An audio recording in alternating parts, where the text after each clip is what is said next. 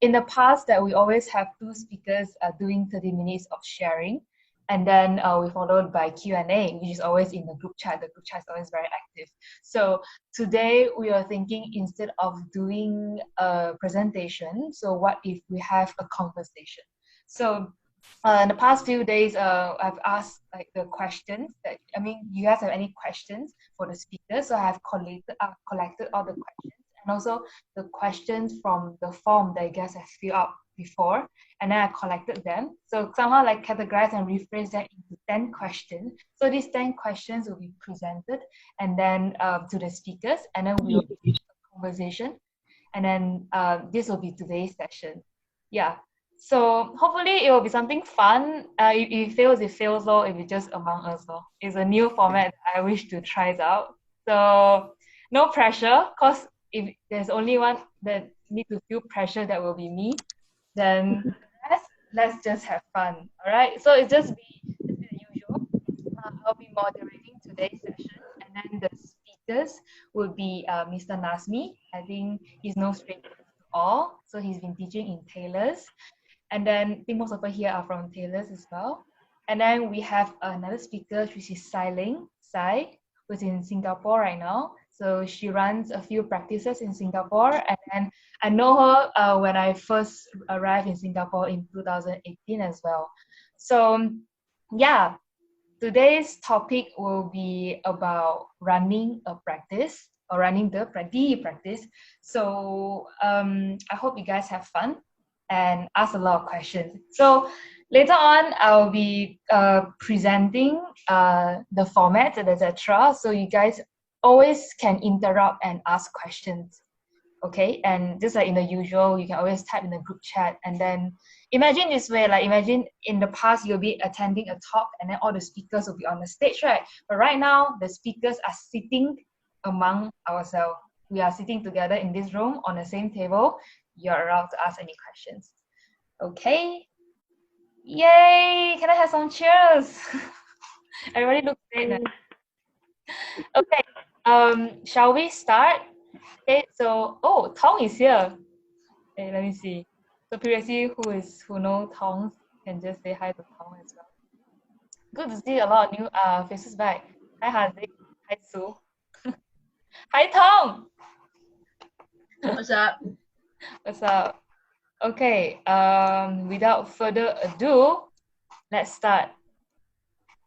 Okay, can you guys see my screen over here? Yes. Yes. Yep. Oh, hi, Mr. Yan. Yes, hi. Hi. Okay, I'm just gonna start. So today's session is called 10 question, 1 conversation. Okay. So so as it's very straightforward. So we'll be asking 10 questions, and then let me see. People keep coming in. Okay. Okay. So yeah. So we're asking 10 questions and 1 conversation, and then today we're very honored to have the designers running behind Norman Architecture, which is Mr. Nazmi, and also Sai, who's running OWMF, Small, and also White Matters. So I'm gonna do a very brief introductions of our speakers by introducing their works, where I picked 3 of my which I think the works that I actually represent, or actually my favorite works of them. So it's very subjective. So the speakers might correct me if I'm wrong, or the others can correct me. So can I start with Nazmi? So Nazmi website, I picked these 3 projects. The first one is it's a design. I think 2 of them is actually a design competition entry. So and then one is a build project. So the first one, it's this.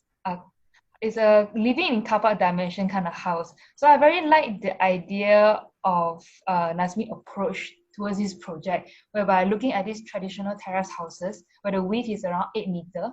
But then what if we lived in a house related to a dimension whereby we narrow the house dimension to 2.5 meters, which is a car park size. And then this is our living environment if we were to live in a car park size of house. So this is on the normal architecture website. So I think it's interesting to check it out. And I find it interesting in the sense that in the write-up of this entry, Nazmi mentioned that this proposal doesn't aim to be a solution to anything, but more like an exploration of the living condition to the spatial dimension. Yeah. So followed by this project, which I think everyone has seen it before as well in a lot of the sharing, is the Master Builder Association of Malaysia, where I won architecture design and I won the 3rd place in the competition in collaboration with, I think, other partners, I think Studio Kraya, and then, yeah. And then this is another project, Rumah Hujung Tanjung. I like that one of the descriptions inside it mentioned that they choose raw materials over luxurious materials because the spatial quality inside is actually the luxurious part of the house. Yep, so moving forward, Lyng, who is running 3 practice at the moment. So when I met Lyng, he is running OWMF, and then at the same time, he partnered with another architect in Singapore to start Small Architect, which is her research arm. And then earlier this year, she joined White Matter Design, which is running mostly on mid to big scale project. So here I featured 3 of her work. So Two House is her individual practice, whereby due to the site constraint, she has moved the living room up to a higher floor. So it can create a very interesting, I would say, a very interesting spatial experience of the house. This project, you can look it up on her website as well. The second project is featured on Small Architects. It's a competition entry whereby they try to create a heterogeneous spaces by using a modular system for children. For children aid society Melrose Village competition. So by using modular system,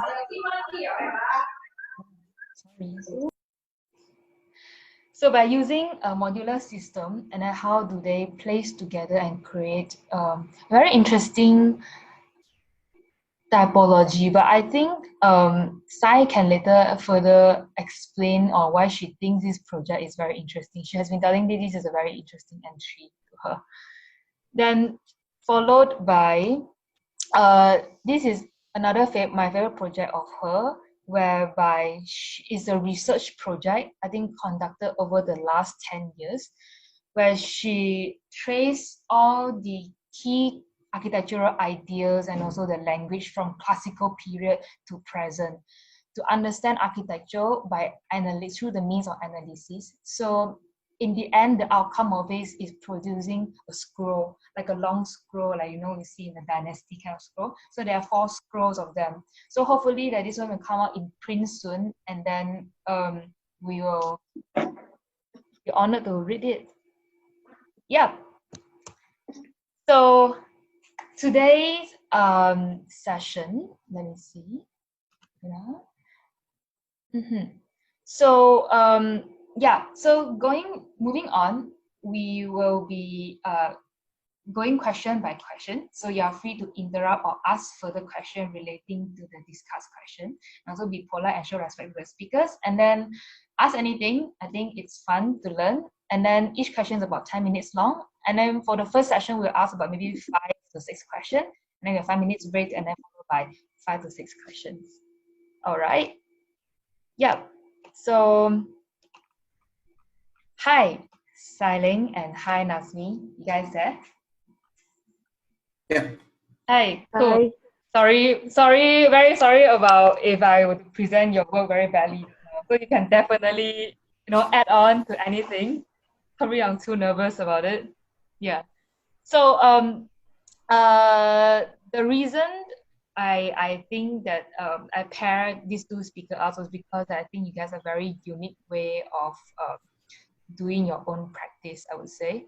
And then right now, you guys are actually independent practitioners, I would say. And then perhaps could you elaborate more your journey in architecture, as in like after graduation, have you worked with other big corporates or small corporates, and then how do you come to today while you're practicing on your own, and perhaps talk a bit more about the practicing that you are having right now. Maybe we start with Mr. Nazmi. Thank you for this invitation. I have to start with an apology in the sense that I think the session is called Running a Practice, and I have to apologize because I feel that I'm not really running a practice as I am running away from practice. So in that sense, I feel that it's a I hate to let anyone down with whatever that I say. I would also like to acknowledge, I think, the presence of I think Zazie from Studio Karya, who's also with us today, who's a frequent collaborator, and I think also Ben or Fazli from Shape Shifts who are also here. I think both of them are in a way, well, I mean, we are all in the same band. I mean, literally. So this is like awards, right? You're going out and giving. Yeah, it's like it's like the Rock and Roll Hall of Fame kind of thing. Okay. No, what was the question? Background. The question. Background. Okay. Right. Well, I mean, as you know, I teach. I teach in Taylor's most of the time. What I do is I teach design studios in the undergrad and also the master's course. I also teach history. I tend to teach, let's say, history of modern architecture. Sometimes I do a bit of Renaissance and stuff like that. Normal architecture is something that I do on the side, and it's I mean, I say that I can say that it's a practice. Because in a way, it's like through normal architecture, I'm practicing to be an architect. In a way, like literally practicing to be an architect. And normal architecture started out from a very casual conversation I had with a friend in Belgium a long time ago. So we were having a casual Sunday afternoon conversation talking about how would you name your office, right? which is what people talk about on Sunday afternoons during lunch.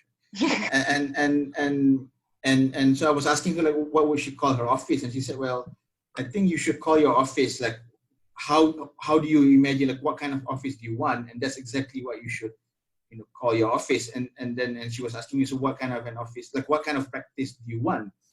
And I was like, I just want to do like this normal architecture. And she said, well, that's the name, they just use that. And just so happens that the initials kind of is also the same for my own name. So it's kind of a lucky divine, a divine sign or preordained destiny sort of thing. Okay.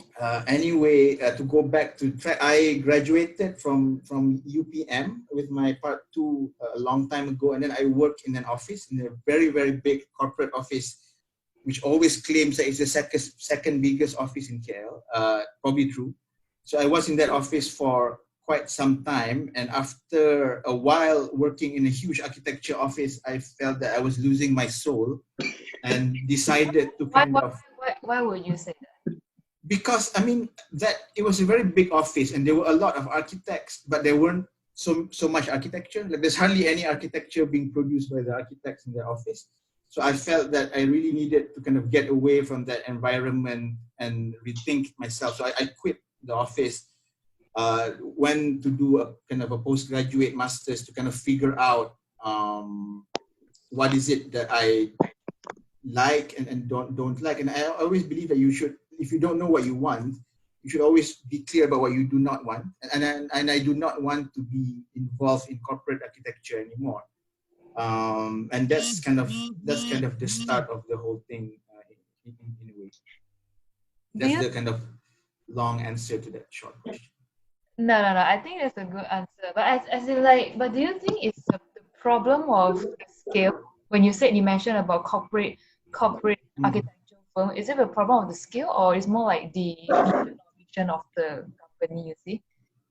I felt that, I mean, it's a personal answer, and I don't claim to be correct. I mean, it's just that what I was feeling at that office was that we were kind of really designing super big buildings, you know, like 30-story buildings, 40-story buildings is like the norm. Like you design that every single week, right? And after a while, it almost becomes this exercise of, well, how do you make the facade more beautiful? To the extent that my superiors would come to have a look at my screen and say, "Oh, that facade is boring. Like do something more wow." Or yeah, like and like what is that? You know, like there's no such thing, right? So I just left the office because of that comment. In a way, because and then I felt that, let's say, working in that office was, the whole point was to decorate architecture so that you can sell it, you know.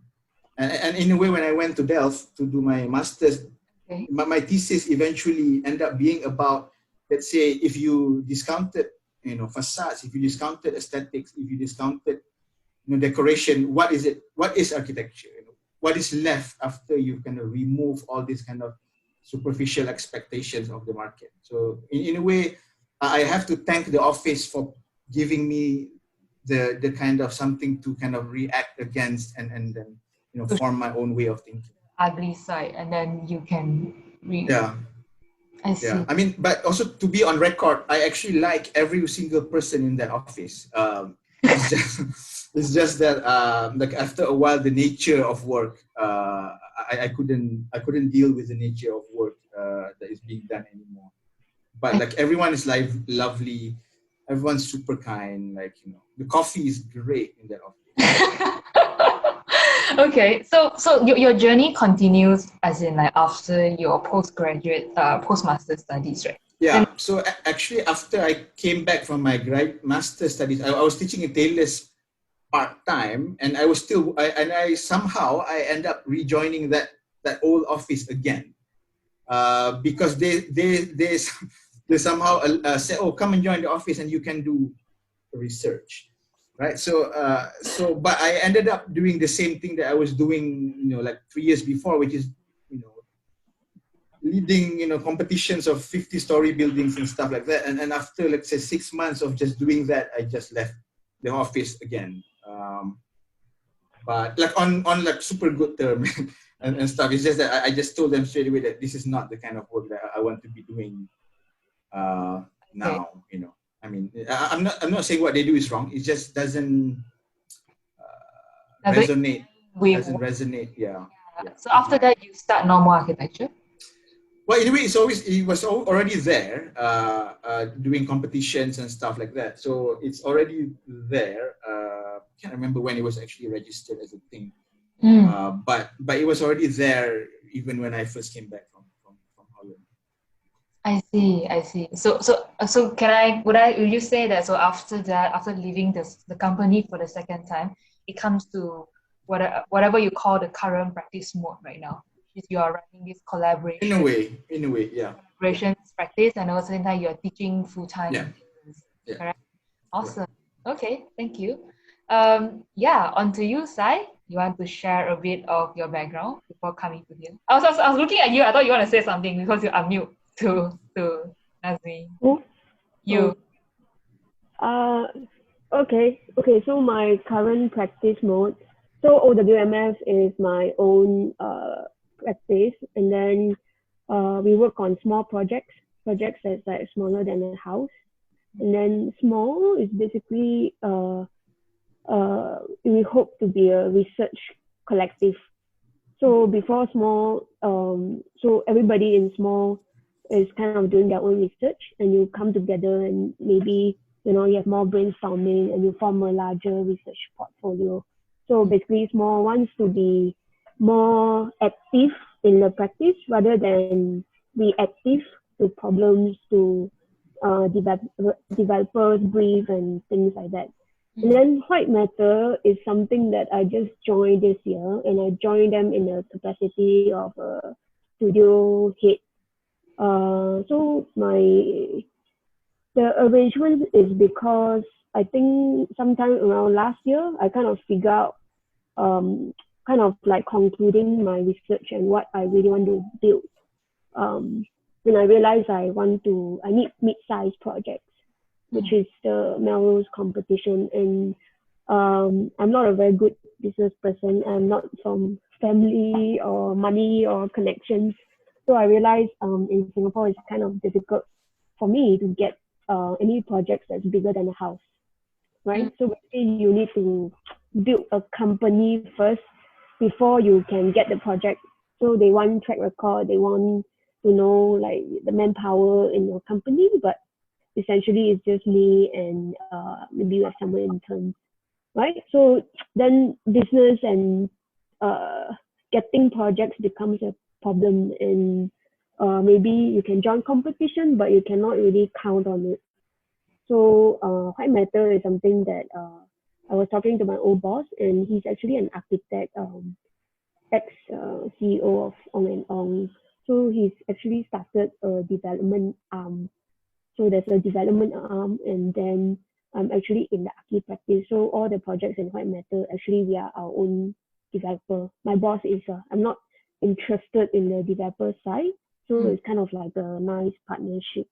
Okay. And then I also teach usually in NUS, but next semester I'm going to teach at the American U in Cambodia. Okay. Yeah, so it depends, but I hope to always teach at least out of five working days, 1 day, I'm spent either teaching or on research work or doing competition or just thinking about things that most people don't care. Yeah. I see. So maybe perhaps before we go to the current practice modes, right? May I ask that after you graduate, because I understand you are from Cooper Union. So after you graduate, before you come to establish OWMF, before that you have worked with big firms like SOM or Shigaruban before. So what is your experience like? Why not you stick back to corporate, but why you jump out and then do your own? Okay, so basically I started in Singapore, NUS, and then after that there's a compulsory working. So I worked for 2 years in China, and then I also did some exchange in France, right? And then we're supposed to go back to finish up our degree, but I took another year off just to basically want to work in China. So like it's very exciting. I just wanted to get out of the country. Then so I didn't go back to NUS, and then I went to Cooper Union instead. And I went there. I have no idea what the school is about, but I basically went there because it's free. So so I started working after my year 3 education, and throughout Cooper Union I basically just work part-time. Okay. So I haven't stopped working since then, and I was very much a job hopper. So I worked for maybe 9 firms before I have the opportunity. So somebody said, I think my friend's cousin basically said, hey, you want to build a house? And then my project was finishing. And then I was like, yeah, why not? Because I don't know whether I'll get another chance in my lifetime, right? So I'm like, oh, okay, then that's how I started. It's not really planned. Yeah. And then the intention was to just do 3 years, do it for 3 years, like which is like the completion of the house project, and then after that I'll go back to any firms, right? Okay. But then it's just like, okay, like maybe I can do something on my own, and I really wanted to figure out and continue my research lah. But out of the 8 or 9 firms, basically I wasn't, the criteria is that it must be different. So I was just trying different types of projects and different scale of firms before I know what I want. Yeah. I see. So in a way, it's yours like more. This happened, the opportunity comes by, then you started on your own. I see. Yes. I see. Okay. Thank you for both speakers' answer. I think we have some questions, as you can see on the slides over here, which are some questions that I mentioned earlier that's collated from before. So perhaps to answer Heffrens. Hi, Heffrens, are you there?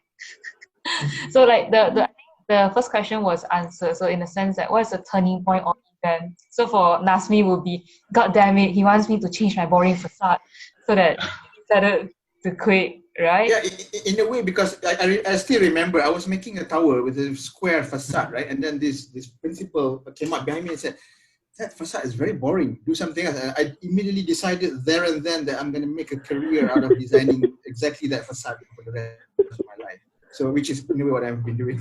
Is that onwards from is that been a moment for you like this? I mean, Sai, have you experienced something like in a corporate firm that you work in? All the time, all the time. Not just corporate firm lah. It's basically any firm, right? Yeah. But that was mostly the trigger point for you. But but no, but I didn't leave because I didn't think like I can get any projects on my own. I really decided when the client kind of sign and say, yeah, I'm going to hire you as an architect. I was like, really? Seriously? Okay. Yeah. But may I ask, like, I think question from the floor would be like, would you guys encourage like young designer to come out, practice by their own? Actually, I have a question. Yeah. Sure. Well, seeing that, like what you guys are saying, that, it happens everywhere around the firm. So you have your own practice. So how do you treat your other staff and employee, would say, like when it comes to design? Okay. You do the same thing as your previous boss, or, what do you try that's different? I say I only have 2 job scope now, which is to preach and to design. So you just basically teaching all the time, whether it's school or my staff or whatever, or you preach about what you believe in, and then maybe you teach them, right? And then you do design. But currently, do you engage any employees at the moment, or you just on your own? Under White Matter, we have a lot, and then under Small and OWMF is more research interns. I see. But like I think Nico's question was like, what if, let's say, for example, in White Matters, so the interns or the junior were doing like the so-called boring design, the boring facade that Nazmi was mentioned earlier. What will you do? You just preach. What do you mean by preach? Well, what will I do?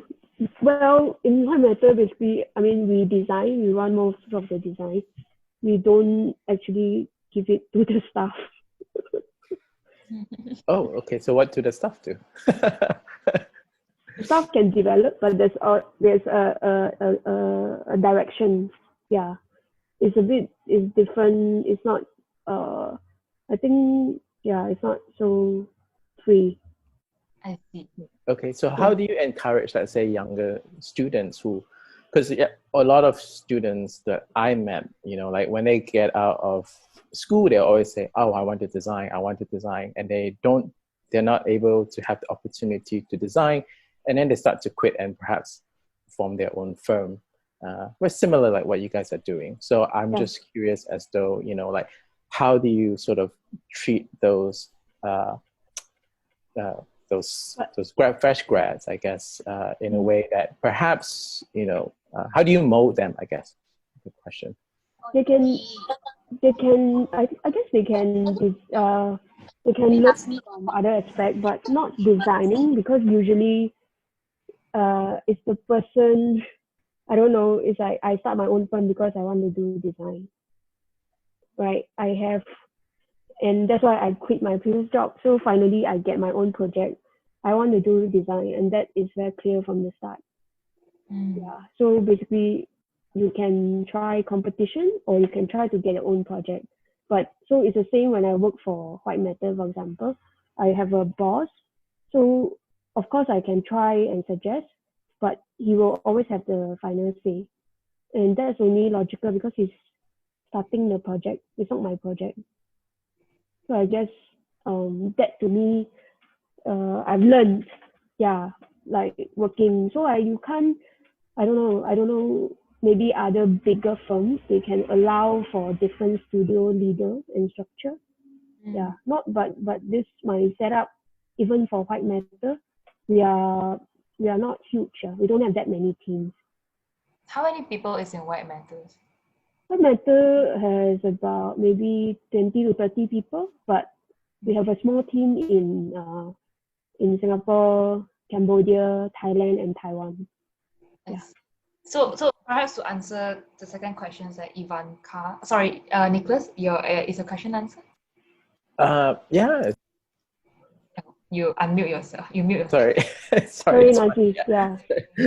I was wondering if Nazmi has any other things to No, ask. I don't have any staff, so No, I don't have. Yeah, I mean, I work with Zazie a lot, and I think who's here.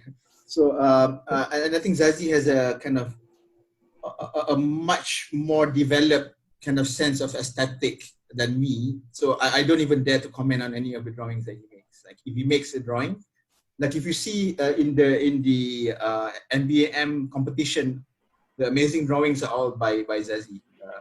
Zazie's here. Yeah. So yeah. So I would just step back and like okay. But that's collaborator. Yeah, of course that's a collab. Yeah, it's a very different. Correct. I don't know. Yeah, I mean it's a different kind of. Brings me to the second question as well. I mean the third question actually, as in like what is the best mode of practice? I mean asked by Farah. So like in a way that if you're individual but you actually need to collaboration. So what would you say is the best mode of practice at the moment? I mean for you, it's very subjective. For me, definitely like a group, like a collaboration. I've always wanted to be in bands rather than to like perform solo. So I think being in a group is always more interesting for me, like because there's like all kind of dynamics and you get better ideas from these discussions and stuff like that. Like I don't really enjoy working on my own. Like, I don't really enjoy like if when we do a competition, like I don't enjoy like, oh, I have this vision that I need to execute. Like I don't enjoy that kind of thing. Like I enjoy having a discussion and seeing, oh, that's a great idea. Let's do that.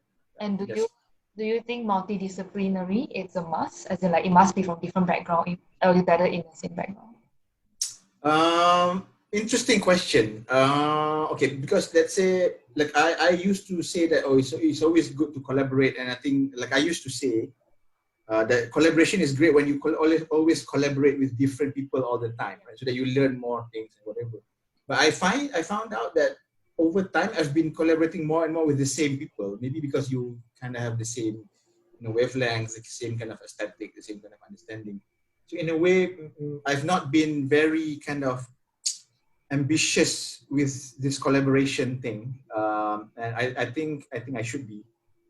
But I think multidisciplinary would be interesting. I can't say whether it's better because I've not really embarked on such a collaboration as of now.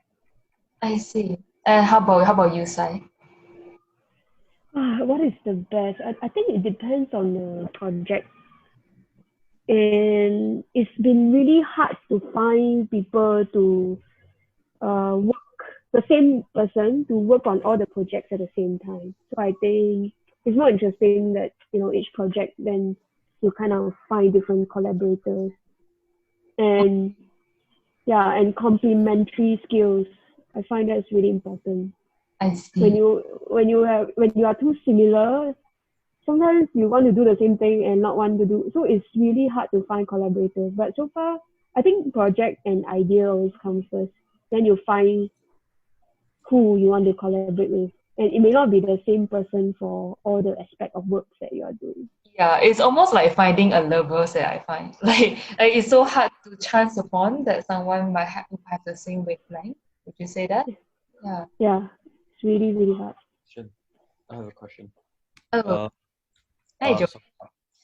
So right now, right, I think we are talking about the multidisciplinary practice is most likely is the convergence of different architects from different backgrounds. Like so I wonder is like should it sort of create like a bubble of architects talking to architects, So like do you think should the multidisciplinary practice, right, shouldn't only be architects, but most likely be architects, and then you have probably sociologists in your team and biologists, and most likely a botanist, and probably one of the community worker, So would it be a better team than just architects? Because right now, I think multidisciplinary term has been sort of overused by the recent practice. But for me, actually, I see it as a counterproductive, because you want to do something actually benefits all research and also different levels of problems, right? Yeah. So what do you think? Do you think in the future the architecture firm should open to other disciplines as well, instead of closing its own into one single bubble? You know, yeah. I mean, this question is posed to both Sai and also Nazmi. Yeah. Thank you. Thank you, Joyee. Sai?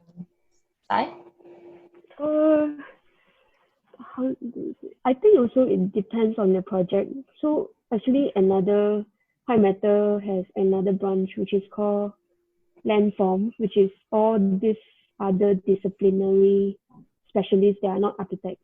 So Okay. there's farmer, Yeah. there's like there's engineers, right? There's like water and waste compost expert, because we have a lot of farmland that is attached to our development in Cambodia as well.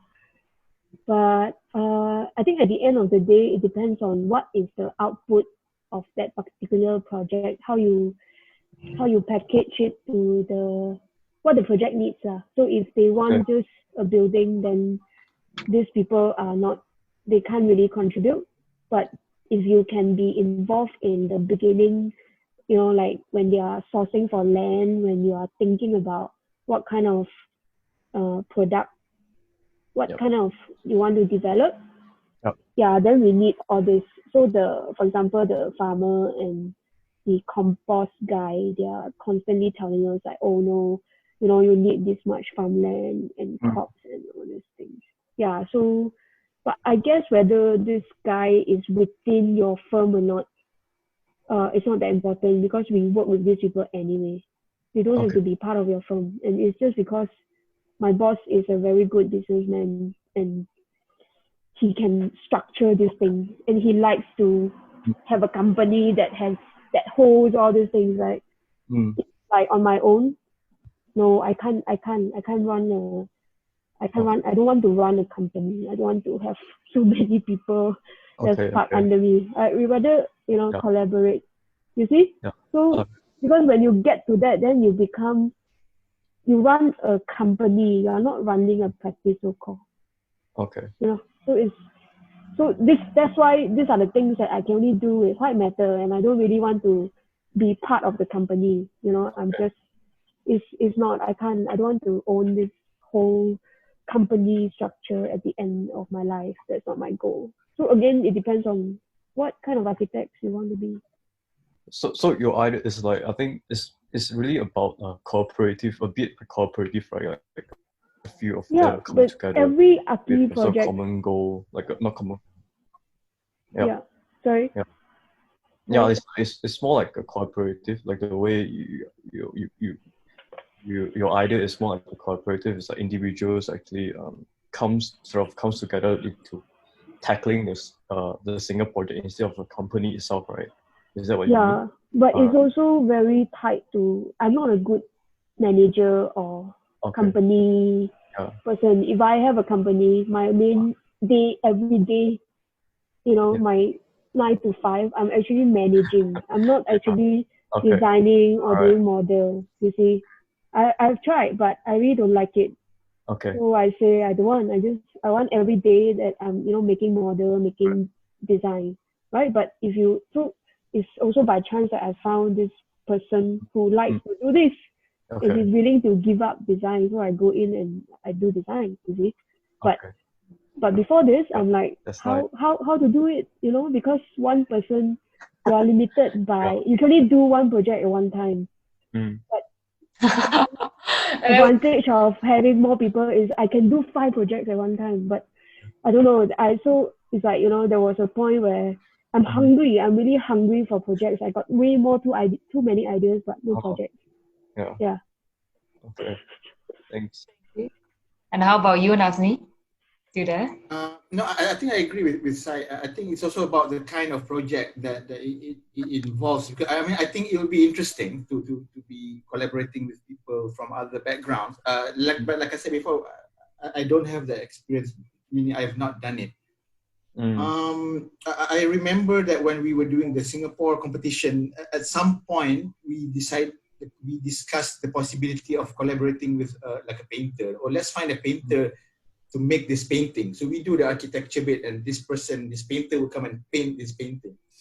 And after a while, like we've decided, like I don't know why that didn't happen. Like someone said, "Oh, I'm gonna ask my painter friend," or someone said, "Oh, I know this painter who can talk to, but the style might not." You know. And at the end of the day, we just decided to paint the thing ourselves, and none of us has ever painted before. I thought it turned out okay. But so there was that kind of interest. There was that kind of interest to kind of, oh, let's paint. You know, let's collaborate with the painter to really get, you know, like a different perspective. But somehow it did not happen. Having said that, when I was working before, like after I finished my master's, I was working in this office in Brussels called 51N4E. And what was interesting in that office, and even what they're still doing now, is that their definition of collaboration is very wide. So I remember when I was there, I was working on one specific project, so I did not know what was going on in detail, this other project that they were doing. But they were doing like a very collaborative project involving, let's say, you know, financials, people who are making the brief. So it was a very, very, so instead of collaborating on a design, they were collaborating on, let's say, setting up the parameter of the project from the very beginning. So I thought that was kind of interesting. Yep. I don't know how they managed that kind of thing. There were bankers coming in looking at models, and it was like somehow all these kind of technocrats and economists were able to grasp kind of spatially all these things that was being discussed. I thought that was very interesting, but I don't know how they manage it in detail, and I don't know to what extent that was possible in our context. But I thought it was kind of super interesting to see bankers and, you know, and people like that. And developers, you know, they come in to collab and come up with the brief, but correct. not so much on the outcome, because the outcome essentially has to be, you know, produced and determined by the architect, the designer, you see. But it's more on the brief and the input at the beginning. Right? But I guess it's also because, and I guess it's also part of, let's say, and then relating it back to my experience in a corporate office where the brief is already there. So the client already knows what he wants. He gives you an Excel sheet of, this is how much GFA, this is how much NFA, this is how much ROI that I want. I've calculated it. You just need to draw me a facade. That's it, right? So I think by doing that, by being involved with the client, by the financiers, and with the developers from the very beginning, the architect is also involved in setting up what the project eventually becomes, rather than simply coming in as an aesthetic, to define the aesthetic parameter of the project. He's able to define kind of programs, he's able to define percentages and distribution of program and stuff like that. So it might seem very detached from, you know, the making of space, but I think the way that they see it is that if you are involved from the beginning, then because I think to them, the parameter of making good space begins from the brief, you know, not necessarily from where you're starting to draw. So I think, like I'm not sure whether that is possible in our context. But I thought it was I thought it was a super interesting thing that they're doing. And now if you go to their website, they're doing even crazier collaboration with botanists and with with people who you don't even normally associate with architects. So I mean the architecture still kind of looks the same. Like it doesn't improve the aesthetic of the thing, but maybe there's an underlying intelligence that becomes embedded in the design process. Maybe.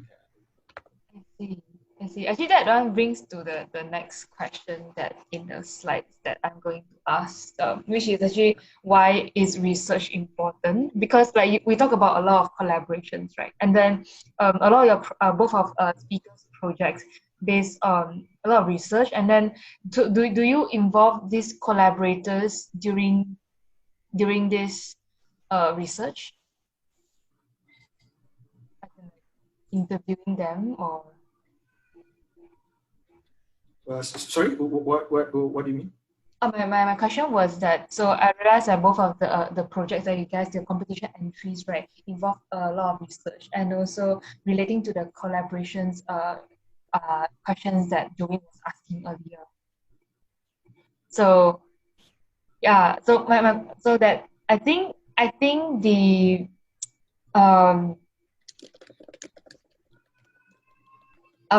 like, if I just find that like a lot of non-architectural background professional, that they can contribute a lot, but in the end, the architects are unable to translate those inputs to a actual building or the actual solutions. What is your thoughts on that?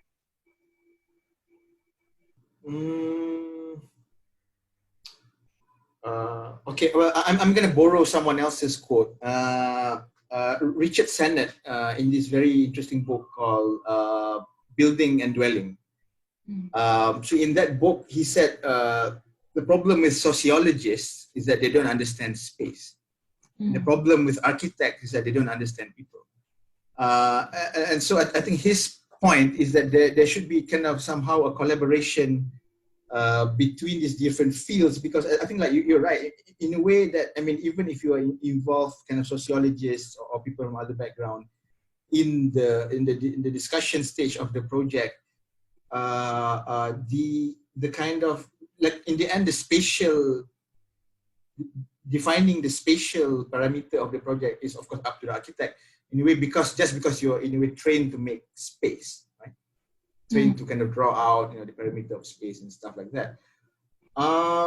In connecting it to research, let's say in the competition proposals that we do, our research, let's say the extent of our research is mainly architectural, meaning it involves interrogating, typologies, interrogating similar projects, interrogating different kind of forms, rather than engaging so much with the kind of non-spatial aspects of the project.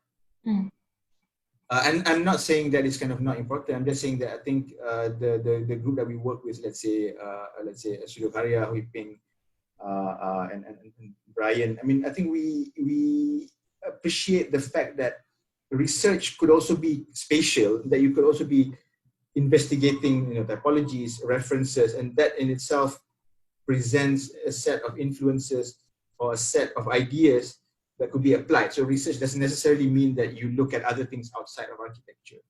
But of course, when you look at typologies, or when you look at form, or when you look at history of architecture, of course, when you look at the physical artifact of architecture, you cannot kind of dissociate it completely with kind of social issues or economic issues. So I think by looking at form, or by looking at architectural typologies, by looking at architecture reference, obliquely you also tap into kind of other information about fields beyond architecture. But we don't kind of specifically set out to kind of, let's investigate sociology, or let's investigate economics, because I don't think we are equipped enough to be doing that without, let's say, fully engaging like a sociologist or specialist. Yeah. I see. Correct. Yeah. Understand. Ken. Okay. So think to answer one of our questions over here. So how does your research and studies could influence your development as an intellectual, as a designer? It's from Aiman. Not too sure if I understand his questions correctly. So would you able to answer that, Nazmi or Sai? Maybe Sai, because she does this that fantastic research on influence and the 10 favorite buildings. Yeah, I thought that's related. Why is so? Research is very important to me because it's something that you can do and actively pursue, not reacting to a brief that is given, right? Like, and that's the cause of most jadedness in all the architectural practice, right? So research is like, I think in science, there's this term called blue sky research, right? So it's like research that is absolutely nobody cares, of no use. It's not trying to solve a problem. It's just like, why is the sky blue, right? So, and like, why do you want to go to the moon? So in that kind of spirit, you do research, right? So, and I believe that the best of architecture is like, is this, it's not to solve problems, but actually to inspire and to kind of have a foresight of what's going to happen. So yeah, so and then I think my professor Labias Wood, he also has this famous saying to us, and then he said, okay, before you want to do any projects, right, you must, or evaluate any architecture projects, right, then there's only two types of projects. So projects of grand finale and projects of new beginning. Okay, so basically, is this project something that is about refinement of a new idea? So if you want, it's like the horse and then Henry Ford having the car, right? So Henry Ford's car is the first new beginning, but all the cars that follow, they are just grand finale work trying to refine. Or you want to talk about smartphone, right? So Apple came out with the first smartphone, right? So that is a new beginning work, and all the other smartphones, they are basically in the same framework, right? So if you look at the whole entire history of architecture and all the old projects, right, there are very, very few new beginnings works, right? And then I think one of the Portuguese Pritzker Prize winner, I think he also said like about maybe 20% of his practice, he gets to do or have a chance to at least attempt at a new beginning design.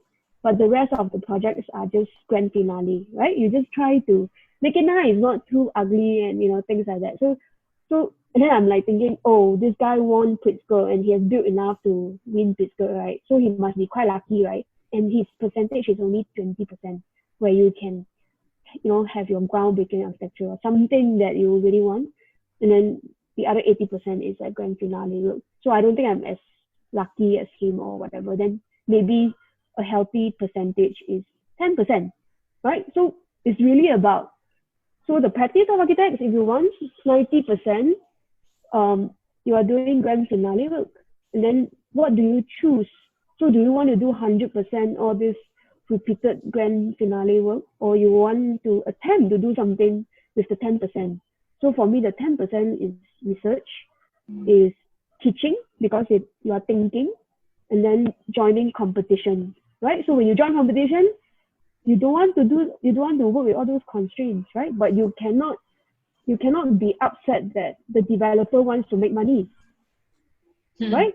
Of course he wants to make money, right? So you cannot be, then you can't mix up the two, right? And then you got to figure out what is the healthy percentage for you. But so if you are somebody who say, I want to make money, I want to do 100% this commercial work, go ahead, right? If you say, no, I don't want, I want my practice, like a lot of my professors, right, to be as pure as possible, especially after they have practiced for like 5 years, 10 years, right? Then they say, nope, I don't want to compromise, and then I want 100% to be the new beginnings work. Okay. Go ahead, right? But then for me, I can't do 100% of that. I don't like it. That's why I'm not teaching full time, or like, because I don't really like writing research paper and things like that. I want to build it, but then I don't have the luxury, because you can't afford to join competition and not eat, right, every day. So so my happiness balance is 1 out of 5 days. I see. That actually brings to the next question as well. Like, so may I ask, like, both speakers, what are the? Do you mind if I ask a question? Yeah, go ahead. Yeah. Relating to the previous about research, because I think it's really interesting, like when you work in a firm, because I think as a student you're kind of taught, to come up with a design or whatever. There is research involved, right? That's the first step you do. But when you get into practice, there's just not enough time, or the priority is not there, and that kind of boggles your mind a bit, right? Because it kind of shifts your understanding of design. How's your experience been, like working with kind of corporate firms, that soul-sucking experience, like? Because I think a lot of people want to get into their own private practice for that reason, right? Because they want more time to kind of do that research and find that thing. But I don't know, how do you find that balance? Because I think now I'm in that soul-sucking experience. And we've been talking a lot about research in the office, whether we should establish like a research arm.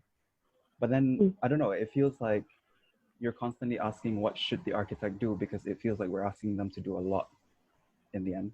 Yeah. What's your thought?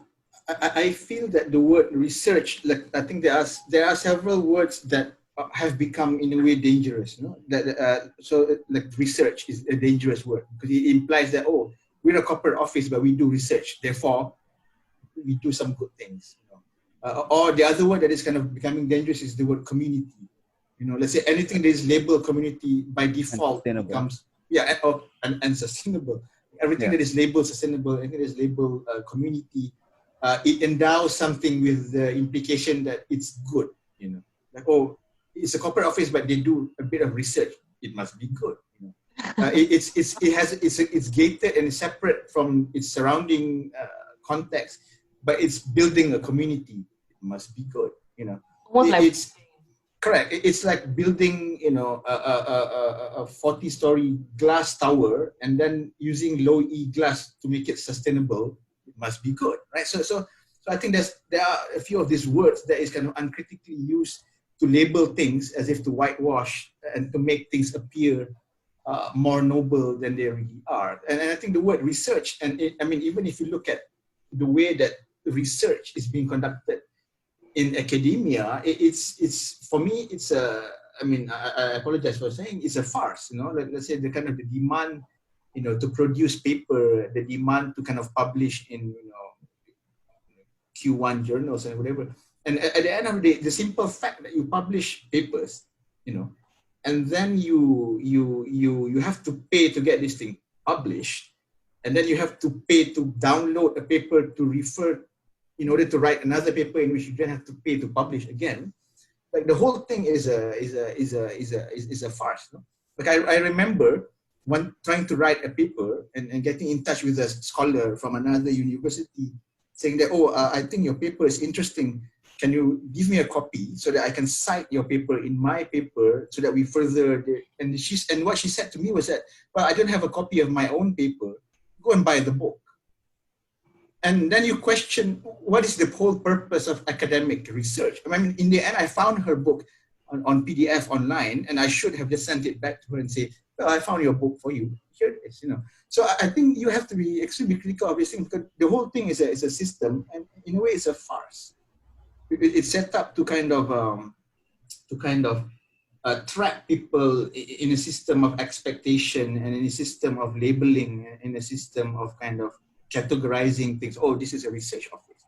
This architect does community projects, you know. So it's kind of, for me, it's a label that is kind of put on things. And I think you have to be careful because, let's say, I think Haziq was asking, why did I say research? Because I was brought into this kind of corporate office saying, oh, no, you will do research. And I ended up doing just, you know, competitions. And then I think the turning point in that case was that doing a commercial project where we kind of proposed kind of an event plaza where things could be, you know, like this plaza would remain empty, and then you can kind of turn it into like a gallery exhibition in a fashion show. And then the boss said, yeah, but the client is not used to this kind of ideas. He wouldn't want it. He just wants the typical making money, you know, beautiful, give me the beautiful perspective ROI thing. And so where is the research? You know, so it's a lie in a way to get someone like me to join a corporate organization to kind of give the intellectual validation to what you call research, which is in actually not research at all, because what you're searching is actually there, and it's profit. Branding. No? Yeah, and it's branding. So it's. So how does that fit into like your own private practice? I guess, like, do you find that you have more time? Do you find that you can kind of convince clients more in that case, or? Well, I mean, I think I'm in a situation which is kind of in a way unique, because I work like I teach, you know? Right? Which is kind of my job in a way, right? And then in a way the practice becomes a thing where I'm kind of free to kind of pursue things of interest, right? So it means like I build a house every 5 years, like every 5 years a house comes up somehow. You know? So it's not a situation where I need to keep the practice running. So that's why I said it's not about running a practice. It's like running away from practice, because in a way, like I get to build, but I'm not in a situation where I have to kind of look for projects or look for clients to kind of keep the office running in that sense. So I mean, and which probably means that my situation is kind of not a situation that is kind of applicable to everyone, simply because the condition is kind of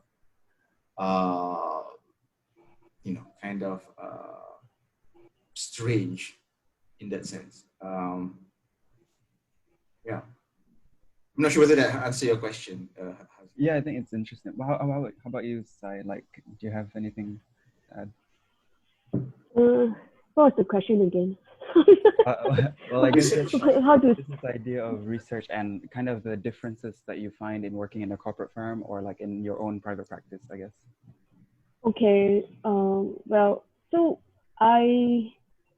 in corporate firm, they are not, like what Nazmi say, it's a branding when they say they do research, unless the research leads to a prototype, right? So they have funding, but it's limited scope, right? So like what you said, maybe the whole building, they already have an idea, but I can prototype the facade, right? And I have money to build all this prototyping for your research if you want, right? Or like now when we go to Cambodia or Thailand, when they still have all the diversity of the craftsmen and materials, right, as compared to Singapore, then we can do certain experiments, but there's a boundary, right?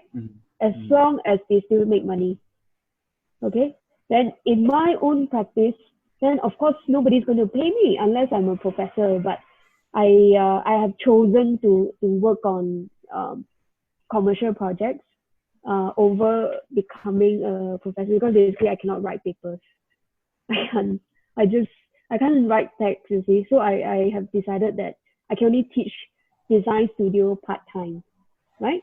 And then so as a result, but it went, when I started my own practice and I was just surviving on that, I realized it's not as free as I imagined it to be, because money is a problem. So you basically, sometimes you have to take projects that is not very good because you don't know when the next project is going to come, right? And then most of the time when you agree to the project already, then a better one comes along and then you can't say yes. Okay, right. So that is the reality of the small practice. And then because you are working on a project to make money to pay rent, you don't have time to work on the research, right? So actually, all these ideals about total freedom, actually not so. You have to find a way to sustain yourself, and you choose whether you want to, what you want to do, right? And then no matter what, so do you want research to be 100%? That's the first question you ask yourself. I don't need it. I just want it to be 20%, right? So what do I do with 80% of the time? Do I take all these projects, because it takes time to build business and good projects, right? Then, or do I teach, or do I work for White Matter, right? In a way, like White Matter focuses more on commercial projects, as you can see, right? So I find that actually I'm happier doing that. And then after that, so now, well, the research you always have to start on your own, but I have students working with me to, like find the sources, put some images together, right? So with that kind of help, it really, in the past 2 years, the speed of the progress of my research is just way faster than previously, when I was like, you know what, I'm so tired from scolding people on site all day, and then I cannot think about research. So yeah, like how long do you think you can run your own practice? How long do you think it will get better or stabilize your practice?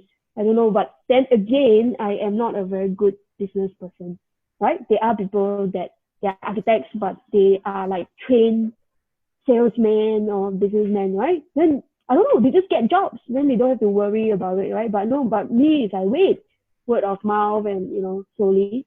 And then because of that, that's why if you're doing that, then you have not much time for research or competition. Yeah, that's really like, something that you do, you make an effort to do over the weekends. And in my case, so when NUS has a long 3 months holiday, summer holiday, from May to July. So that's when a lot of my students will work for me. and that's when we get most of the competition and research done. So instead of the one day that I'm teaching at NUS, it's dedicated to research work and competitions. So that's my proportion that works to sustain myself. Thank you. Yeah. That answer your question, Haziq. Yeah, definitely. Okay, thank you. Let's move on to the next question. I think the next one is about design competition actually. So I'm gonna talk about design competition because I think you guys have a lot of entries. So actually really curious about your opinion and perspective towards these competitions, and why is it important to participate in them, and also what do you mean by an award meaning piece, and is it important for individual independent practice like you guys? Yeah, perhaps want to start with Nazmi first. Like I enjoy. In fact, there's a very interesting competition I just found out about yesterday, and it was like I'm trying to decide whether I should do this competition or I should be writing something. So I need to, like, I cannot do both. Like I have to also choose like which one. But this is very interesting competition to everyone here. It's called maybe people don't know about it anyway. It's called Museum for Climate Action or something like that. Okay. So Google it and go and win this competition. A very simple submission. I think one text, 2 images. That's it. And then if you're selected, you get to develop an installation for next year. So go and do that competition. Well, will you do it? Most probably not, because I'm supposed to be writing, and I cannot do. I think doing competition is important, and purely to the extent that sometimes, like when you're in practice,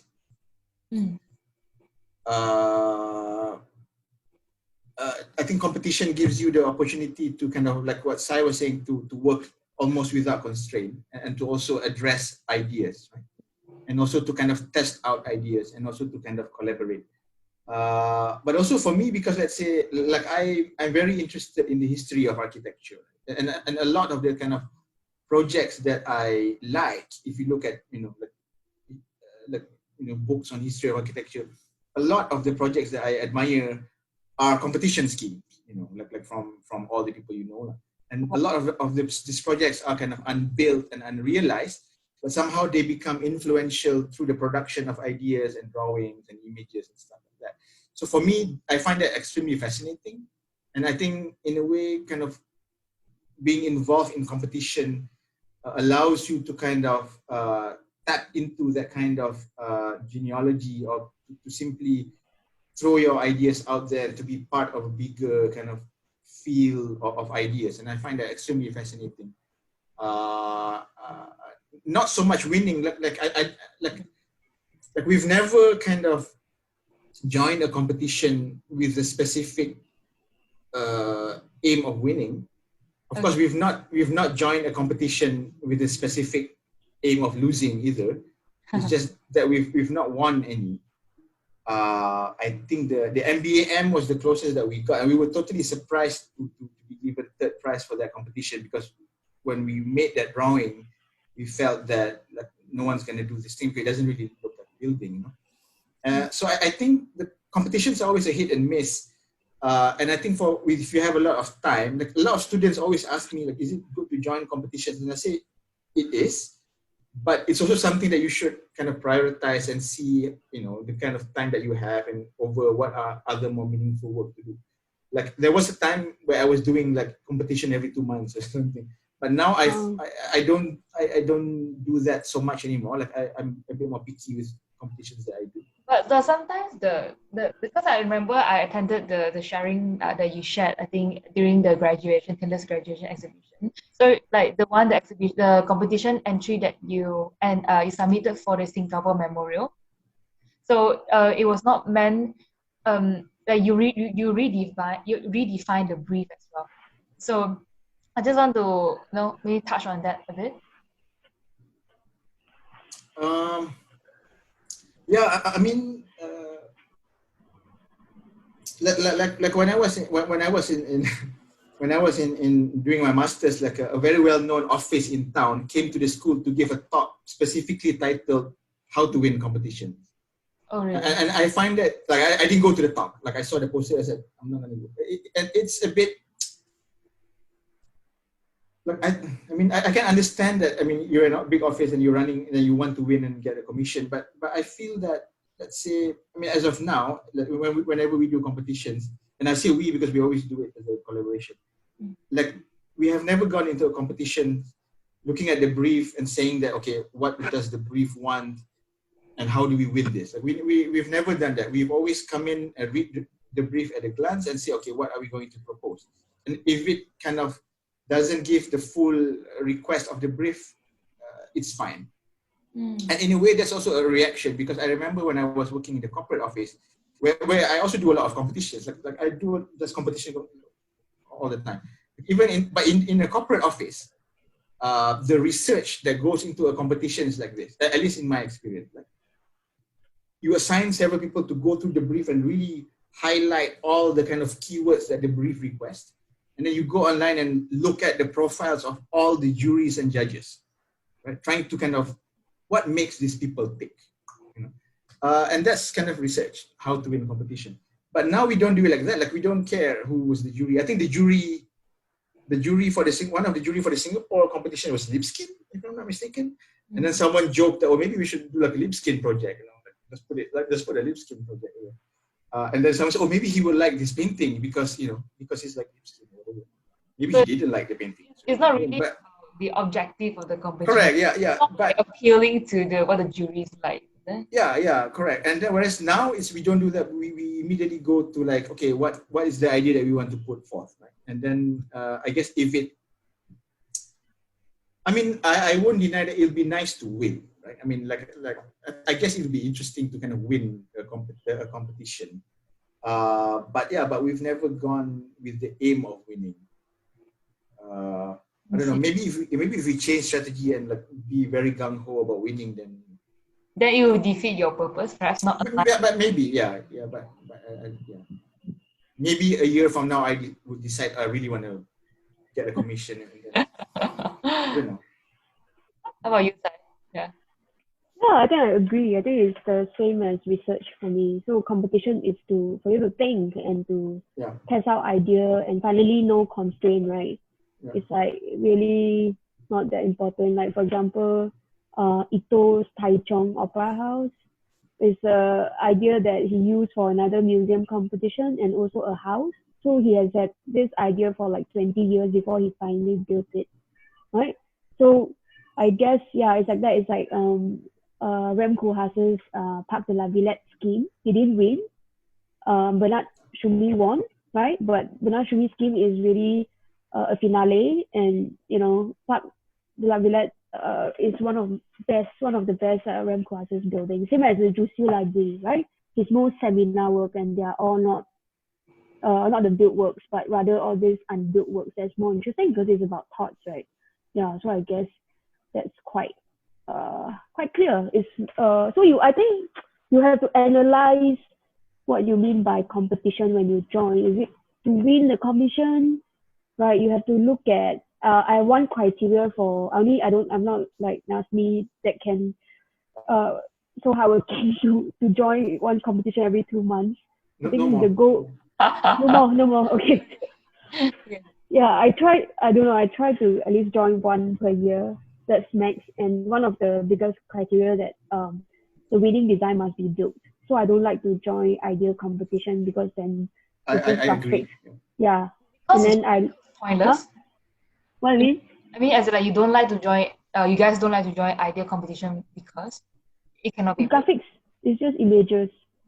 Yeah. So because the whole point of joining competition is that I want this thing to be built. Yeah. But I cannot get clients to want to build this thing that I want to build.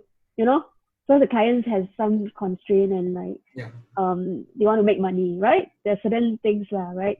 So that's the one thing. Yeah, and then before you want to join competition, maybe you need to study which competition is worth joining. There's no point going for quantity. right? Just really choose. Look at the jury. If you don't even know who this jury are, then why let them judge you, right? So be very selective. I think which firm was it? Maybe yeah, a lot of the younger firms or what you basically have somebody in the office basically looking every week for all the newest competition. You put up the brief, you analyze which one is worth joining. Yeah, a lot of offices I work for, they are like that. So you analyze and see, this is not a good jury, this is money is not enough, this deadline is crazy, the deliverable. So the first step before you join competition, you need to understand who runs the competition, because especially now this day, anyone can just run and they make money out of it, right? Because they just collect all the registration fee first. The brief is shit, and you just try to they make money out of running competitions, and then they say, okay, you will be published on the website. What? I don't care about publishing. I want to build it, right? So at least if there's a commitment to build it, it's more real. I don't know. I see. Yeah, I completely agree. I think the project that you choose, the small house in the car park thing, that was the last kind of ideas competition that after that it was all kind of a competition with an actual prospect of getting built. That was the last kind of purely but ideas. That's a good competition. That's a good competition to join. For ideal competition. Yeah, that's a good competition. But the winner of that, because that competition was about dimensions. It was about dimensions. What's the winner? So the brief was to design a house with dimensions. That's it. I think it was Go Hasegawa was the convener. So the brief was just one line: design a house with dimensions. So I decided to take the dimension of a car park and make a house out of it. I think the winner was this kind of a house that proposed. It's like inside is a house for people, outside the facade is like for animals. So like different dimensions of animals are on the facade. But I was looking at it, and I was looking at the scheme, and I was like, what? And so I just decided not to be involved in those kind of competitions. So even the judging criteria is ridiculous as well. No, but I thought it was extremely interesting. It was just one line, like design a house with competitions, and I like Go Hasegawa. I like his work, and I like his thing. So I thought, well, because it's Hasegawa, I'll do it. So yeah, but sometimes you look at who the jury is, like if the jury is someone. Yeah, that's a good gauge, right? Like if you like the architect, then he's on the jury, then. Yeah. Okay. I have a question. Yeah. I have a question. Like, sorry. Yeah. So okay. Like I think I sort of agree with Sai's her stance with the competition is like I think today is overpopulated with all these competitions, and you have to pay like what €100 some of them I think. Yeah. And then I think, right, like, why not, like, instead of participating in competitions, right, we can actually use the time to do your own research on, self-develop some research projects. Yeah, I think that would be more meaningful. Like, for me, I think, because I did a lot of competition before, and then right now I have this realization that, oh, shit, that was like, it might just a fiasco for my portfolio, but, if you want to do something that is more, I think like the publication part, right? If you would do like a self-developed project in a way that, like you go down to the community, the publication, you will get some publication as well in a different way, like more meaningful ones, I think. But competition will be, easier to get publicity than research getting... No, like what I meant is like you are not doing like full hardcore academic research, but you actually do sort of like, okay, don't put research, but okay, you develop a project on your own. Do you know who is Lee Xiaodong, the dean? Yeah, Lee Xiaodong, yes. I like him so much. He is good. Yeah, he is. And then there's also from Hong Kong U. What's his guy? Joyee Lee, is it? John Lin. I think it's called RUR Architects or something. Rural Urban Framework. RUF. Yeah. So they do projects like that. Yeah. So you I think can. Carissa can jump in. Sorry? So Queenie and Clarissa are from Hong Kong U. Yeah, sorry, you can continue to say. You're saying? Yeah. Yeah, so they do is ideal. Then when you also again you need to find sponsorship lah. So for example, like Xiao Tong, sometimes the charity foundation, he's friends with all these people, right? And also being in China, because he used to teach in NUS, he was my tutor for third year. Then so being in China, the title professorship actually commands a lot of respect. So he's able to get all this funding or like convince the local village head, right, to let him build stuff. You can choose to do that too. It's really quite cool. Yeah, the competition is not like one of the options. I think there's other options as well. I think. Yeah, so then you will have to be good talking to people, source for funding, and do all those things. So it's like the start of development, but not with the aim of making profit, but building a building. It's also cool. Yeah, but it's just also this kind of thing. You need a bit of luck and timing, right? You need to be ready, right? It's definitely a very viable option. Yeah, Li Xiaodong is like, it's good, like his stuff. I think he, like, the way he found his own project was inspiring. He's like almost like, it's sort of like ciphering funds. I don't know. In the beginning, I was asking whether I can practice like him, but I realized I can't be a professor. I can't write paper basically.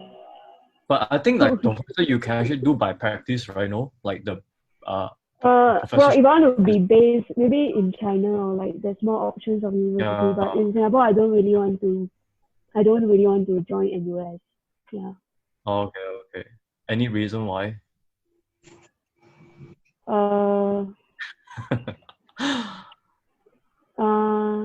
prefer to practice more. Yeah. Okay. Cool. Yeah. Thank you. Okay. So back to the question just now, we are talking about design competitions, and then it related back to the next question was that because a lot of us might think that a lot of firms or individual joins competition for the publicity. So perhaps can you share some insight of what makes a famous architect and also an architectural piece, would you say? And then because like because sometimes we go to a creek or we go to a top because this person is famous. So what is in your own opinion the judging criteria of famous? And to share? Start with maybe Sai? Famous famous is really just fame. So I think you got to ask yourself at one point the kind of architect or architecture you want to become. Is it like you want to be published? You want to win award, right? Or for me, the goal is I hope to have one work that goes into the textbook. Because award again is organized by people and I judge the awards. Or so does it mean that why is it external? Why is it that when you're published on Design or something like that, then it's good? You should have your own internal critical system. And I always prefer new beginnings work. I think it's always correct me if I'm wrong, but it's like sustainability kind of point of view. It's like if you get published then on Design, then you are famous, then client will approach you, then you got more clients. So it's important to be famous. Can I say so? Yeah, it is extremely important. There's a book I think Sejima talking about the 5 parts of her practice. I think it's project is only one part, and then there's one part that is about publishing and marketing, and there's one part that's about teaching, research, and I think workshop, something like that. Right? So actually everybody, you need to define what is famous for you. Do you want to be famous? If you want, like, go ahead, there's nothing wrong, or it's just what you want, right? So for you, would you do that to get famous? Or I don't know, I think it's not up to me. I see. Okay. Yeah, I spend my time I want to build eventually a work that goes into the textbook, right? I spend 10% of my time. 90% of the time, I don't mind doing commercial work, right? Compared to writing paper or something else, or like doing developer work or something like that. I don't mind doing that. And then whether you are famous or not, is it up to you?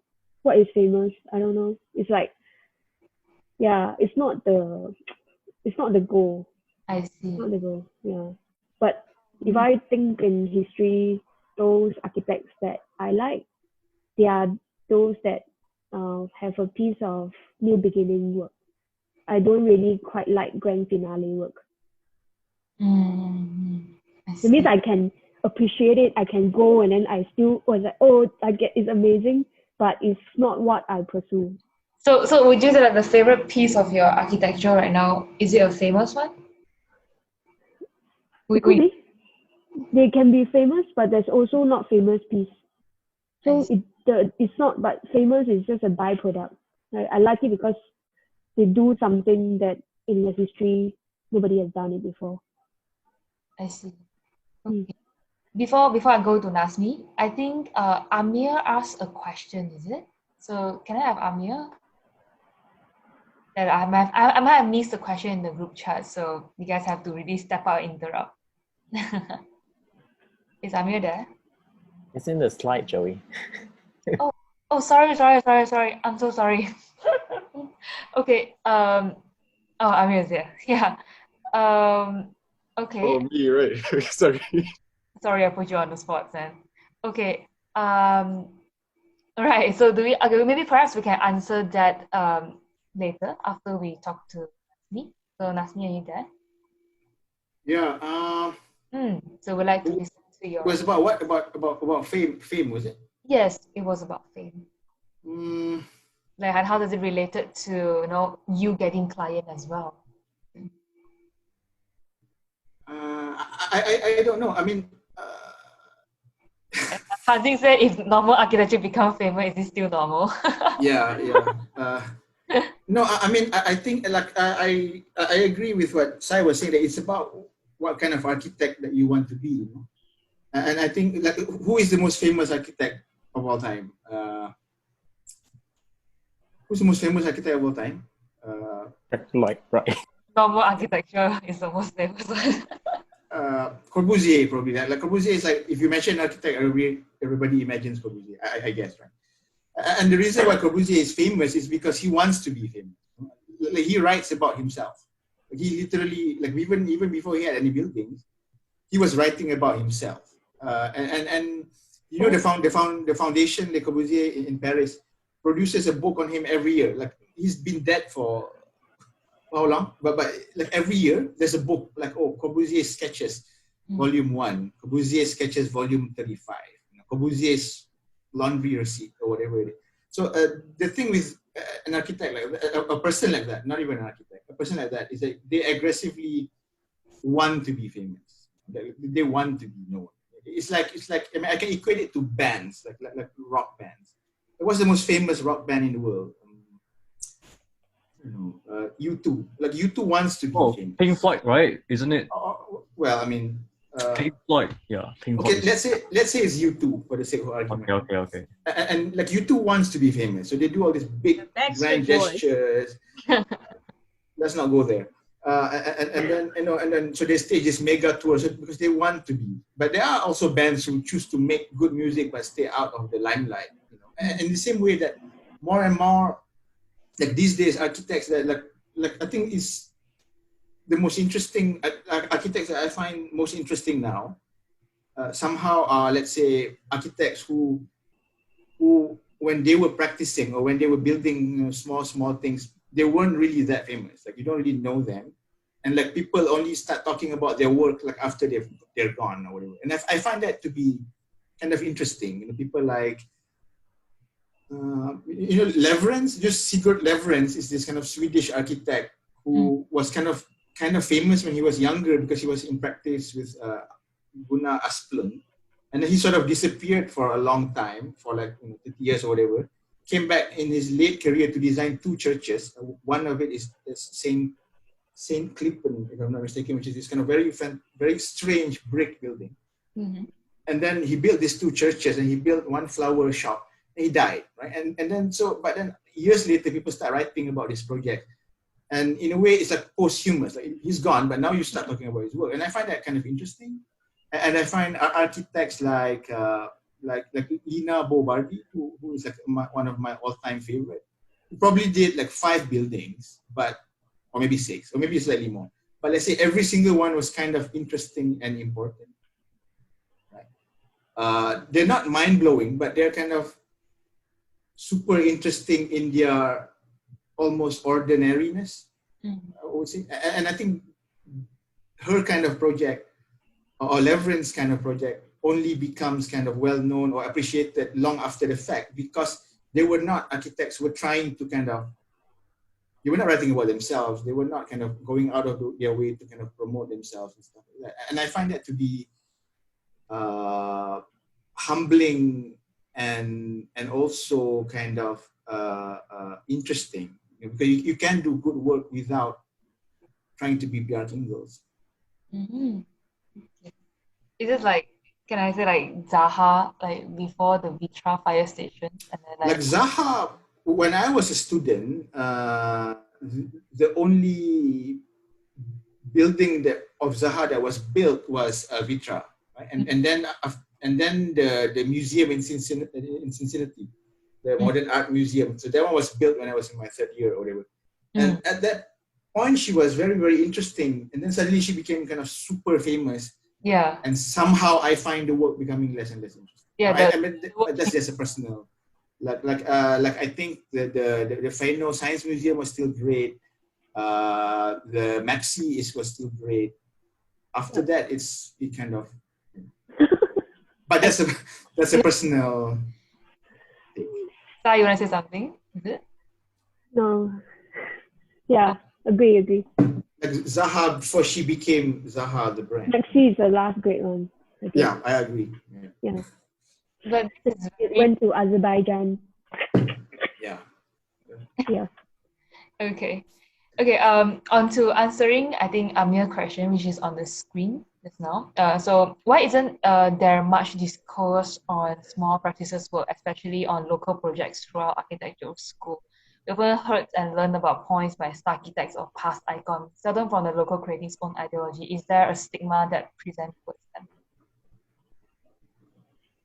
So who is discoursing? Who is publishing? You got to ask yourself that, right? And then what is the goal of that magazine or publisher as well? So is it a critical magazine, right? Or is this a coffee book where they just update the latest project in a certain area, right? Or they just want to publish famous people to get more sales, right? So the way you analyze competition is the same as you analyze awards, right? Like, is this a good award, right? Is it credible? Or it's the same as this publishing. Everything is, it's the real world, I guess. There's agenda. So, it's not wrong, but you can choose whether you want to be published in this magazine or not. So I see. Maybe most magazines is for sales and things like that. It's just not aligned with the agenda. So if you keep on looking on Dizine or Arch Daily only, that is the kind of shit that you get. But if you look at somewhere else, and then you get the quality content that you want, you just So you there are some good magazines that I always like to read. A+U, JA. Yes, they once in a while. I mean, they mostly still publish quite rather famous people, I think. But once in a while, they will publish some less famous people. But at least it's based on drawings and the project itself, and the articles are usually okay, as opposed to a lot of other magazines. But Arc Daily, like the name says, is daily, right? So it's like, I was talking to Joyee the other day, like, Olympics is only once in 4 years. There's a reason why, you just don't have that many good stuff. right? It's the reason why Pritzker now is like, I don't know why they have to host it every year. They are just like, okay, like who to give next? Like you know? There's no more, then there's, your value of all these awards just goes down. Okay? So I think just be critical and analyze every aspect, I guess. Like, then some awards you win, if they give it to you, you don't know whether to be happy or not. Is there any favorite publication that you recommend, Nazmi? Like online or? Yeah, anywhere. Like I think A plus U I like. L Croquis is nice. I mean, because it's just because it's super detailed. Online, Sock Studio is nice because they just show like the weirdest stuff. Drawing Matter. I think there's a Drawing Matter. Drawing Matter is nice. They show great drawings. Instagram page. Is that? Sock Studio has a blog, I think, and they collect like really fantastic drawings from from Palladio to Eisenman to like just the craziest things. But also I guess, I mean, you don't rely on Arc Daily to tell you what to look at. Don't rely on Architecture Malaysia to tell you what to look at. I mean, if you want to find things, there are ways to find things. No? In the same way that with music, like you have to kind of go out of your way to find good music. You cannot rely on MTV to tell you what to listen. Like, does MTV still exist? Yes. But it still exists. Like in my time, MTV recommends you like.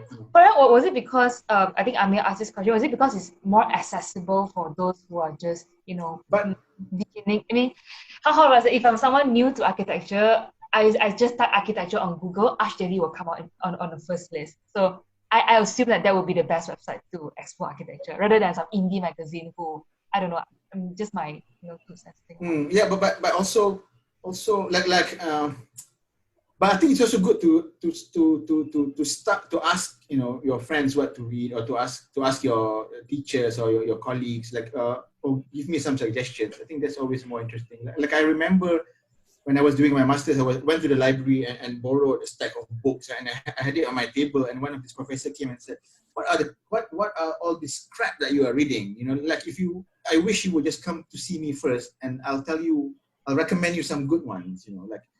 Nice. I mean, I guess there's benefit in discovering things on your own. Like I don't think what I picked was crap. I think it was okay. But I get his point. Meaning, I think it's good to get suggestions. But I think in terms of publication, in terms of if you say why do you only hear about famous people, maybe you should start writing about your friends. Maybe you should start writing about your own work. Get your friends to start writing about you, and eventually you build up a culture. Like people like Super Studio and Archizoom, they were writing about each other and their Domos and so so I mean, rather than kind of say that it's not featuring enough, write about yourself. Do like Corbusier, keep all your receipts and then publish it. And then you create a culture around you or whatever. Let's start. Yeah, but like what Sai was saying, that you have to be critical. Like things are published because there's an agenda. I was like telling you about so Peter Eisenman has this book, 10 canonical books, canonical works of architecture, right? So basically, it's the idea that each one of us should keep a list of 10 projects that, by your definition, is critical to the history. So you define what good architecture is, right? And hence you choose these 10 projects. Okay? So then, then everyone's list will be different. Okay? Because now we have too much. Instead of going like, everything, just make your own list. And then we can start a conversation from there. So actually, Nazmi, can you give me your list? So I've been collecting. I've been collecting lists from many people because it's like, who wants to know my list, right? So I've been collecting from my friends, architects, or curators. Then, and then it's free how you define what critical architecture is. And then, if one building keeps showing up on a few lists, there must be some good, right? It must be worth doing, right? So it's more like a pedagogical kind of things. And then I was hoping to then map it into the map. Then if you are in the area, then you can, visit that architecture. So I stopped for a while, so I have like 20 lists now. But it's interesting because everyone's list will for sure be different. The first 5 will be easy, right? And then the next 6 to 10 is like, oh, is it this one? Then you're like, I want to keep change. taking it out and putting this one. Then you're like, oh, can I resubmit? Like you keep doing that all the time. But it's interesting. Then once you think about that, then we can have a conversation. You see? So why do you choose this one? Why not this one? You see? But it gets you to, before you want to think so far about like how I want to practice or whatever, but maybe in school you should define what, and then you look at design, can this new project replace the one in my list? Right? So don't have to, I think it's just too much information overload these days. I agree with the information overload. Okay. In fact, I think at the school last time, when I was a student, I think they always had lecture series, right? And you get people coming in to give very complicated lectures on Latour and on Benjamin and stuff like that. I think there was once where Kenneth Frampton was around, and he curated a very simple lecture series. It's called Your 10 Favorite Buildings. So basically what he did was he invited several, like 5 critics, 5 architectural critics, to present a lecture about their 10 favorite buildings. And then he was trying to see which buildings are on everyone's list or which architect. So it seems like a very simple premise, but it opened up a whole world of kind of very interesting, like why? Why did I have this building on my list? What was the building that had to be left out and things like that? So it seems like a very simple premise. Like everybody wants to be complicated and talk about. Even if you say fame and publishing, right? Then you say, okay, then your list should be 10 most published projects, right? It's hard. Which one is most published? Then you start to think. It's probably the Villa Savoie. The most overpublished. I think so. Yeah. What about Falling Water? Maybe Falling Water. Or the Falling Water. I think the Falling Water. Everyone's on the sharing tonight. Go home and write your list of 10. Yeah. And send and email me, right? Yeah. Email everyone. It'll be very interesting to see. No, I think very interesting. Yeah. Okay. And then why? I think like these are my thing. And why? The why is very important. Yeah. Based on what? Yeah. Okay. Moving on to the next question. I think we really exceed the time for a bit, so we couldn't have a run through the rest of the 5 questions. So I think this is also related to Arch Daily and Design, because I mentioned about because I think the question was that because eventually you have to market your practice, you still need to sustain unique clients, and then all these social media platform is the easiest way, is Instagram and Facebook. And then I'm just wondering that because all these are actually putting a lot of emphasis on visuals, which is the appearance of the architecture for me. So the same thing like how you submit for competition, like Nazmi said earlier, you only submit 1 text and 1 graphic. So if there's 500 entries for this project, right, the judge perhaps only has 5 seconds to look at to judge whether this is a winning proposal or not. So I'm just wondering that if so much emphasis was put on the appearance, right, then do we still have quality architecture or not? I think it's super important, but I tried doing it. I can't do it. As in, I'm not good at posting stuff. But I think it's super important. So, like, if the interns can do this for me, that would be great. I don't know. But it's super important. Yeah, it's like, because you don't have a shop front, right? Yeah. Yeah, so then you leave with if you don't do it, then you just leave it's your choice. I don't think, or personality. Yeah. The end you still think it's quite important, right? It's important. If you want to get jobs, yeah. If you want to get, if not, it's like, how do clients even know that you exist? So the turning point, I was very against it, but the turning point was I went traveling, and then I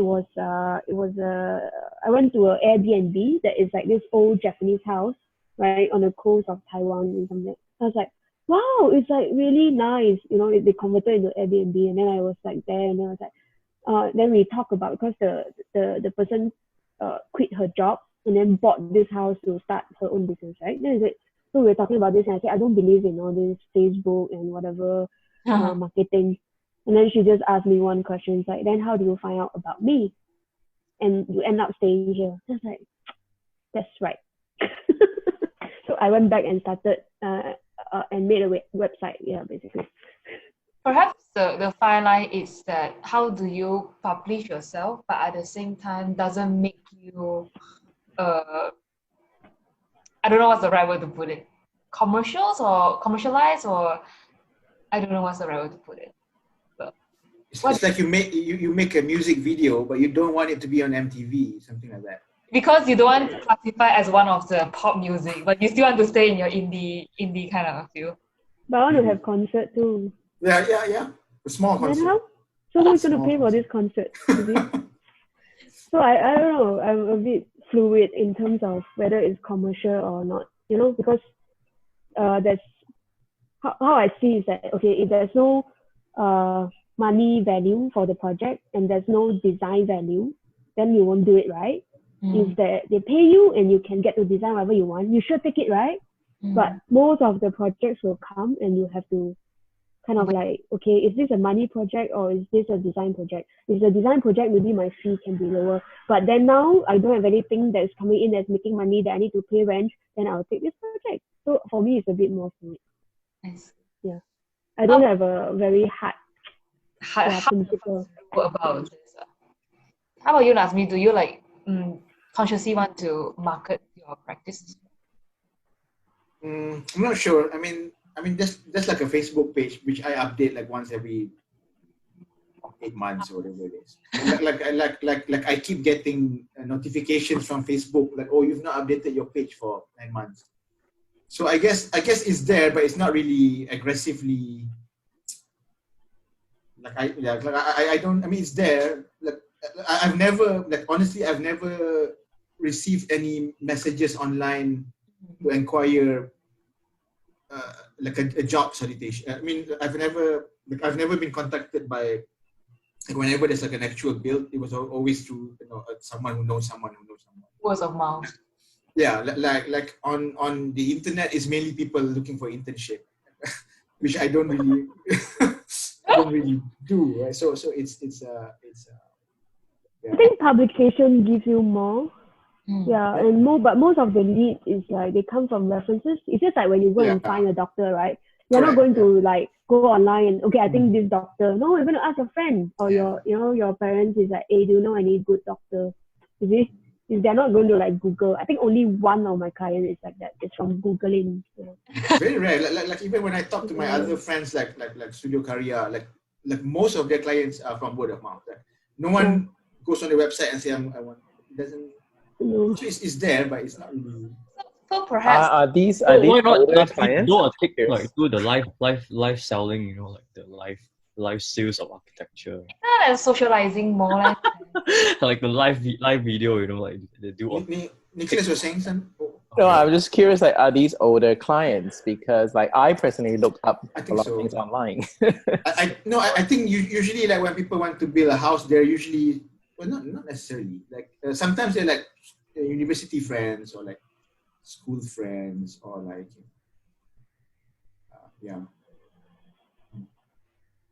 because we mentioned about Jun Ong from Bangsa. I think he got most of the project from Instagram PM. Well, maybe my Instagram photos are not up to scratch. Horrible photos. You can try from Tinder. But then, can do water. It's definitely an added platform when you don't have a shop front, right? So you do what you like to do. You can always try and see whether you like it or not. Yeah. Can try. Okay, next, move on. So we don't have 5 minutes break right now, so we'll just move on to the 7th question. Yes, because it already exceed 2 hours. I'm so sorry, but it's fun. Yes. Do TikTok. Sorry. Do TikTok architects. Oh my God! Please, no. Life is hard now. You need to sell, right? Next question, Joanne. 7. Okay. I'm going to ask about the educator role in architecture. So, do a bit of research. So, Nazmi is from UPN and also take his postmaster in Belage Center, TU Delft. And also, Sai is from NUS and also did her master in Cooper Union. And then right now, both of them are teaching in Malaysia and Singapore, NUS and Taylor's. So perhaps can you share with us your education in architecture? How does it influence you locally and also experience in overseas? And then also, how does it, as in right now, you are teaching, you have such a responsibility to teach what you have learned. So what are the difficulties and insight? Yeah, perhaps start with the education background. Who wants to go first?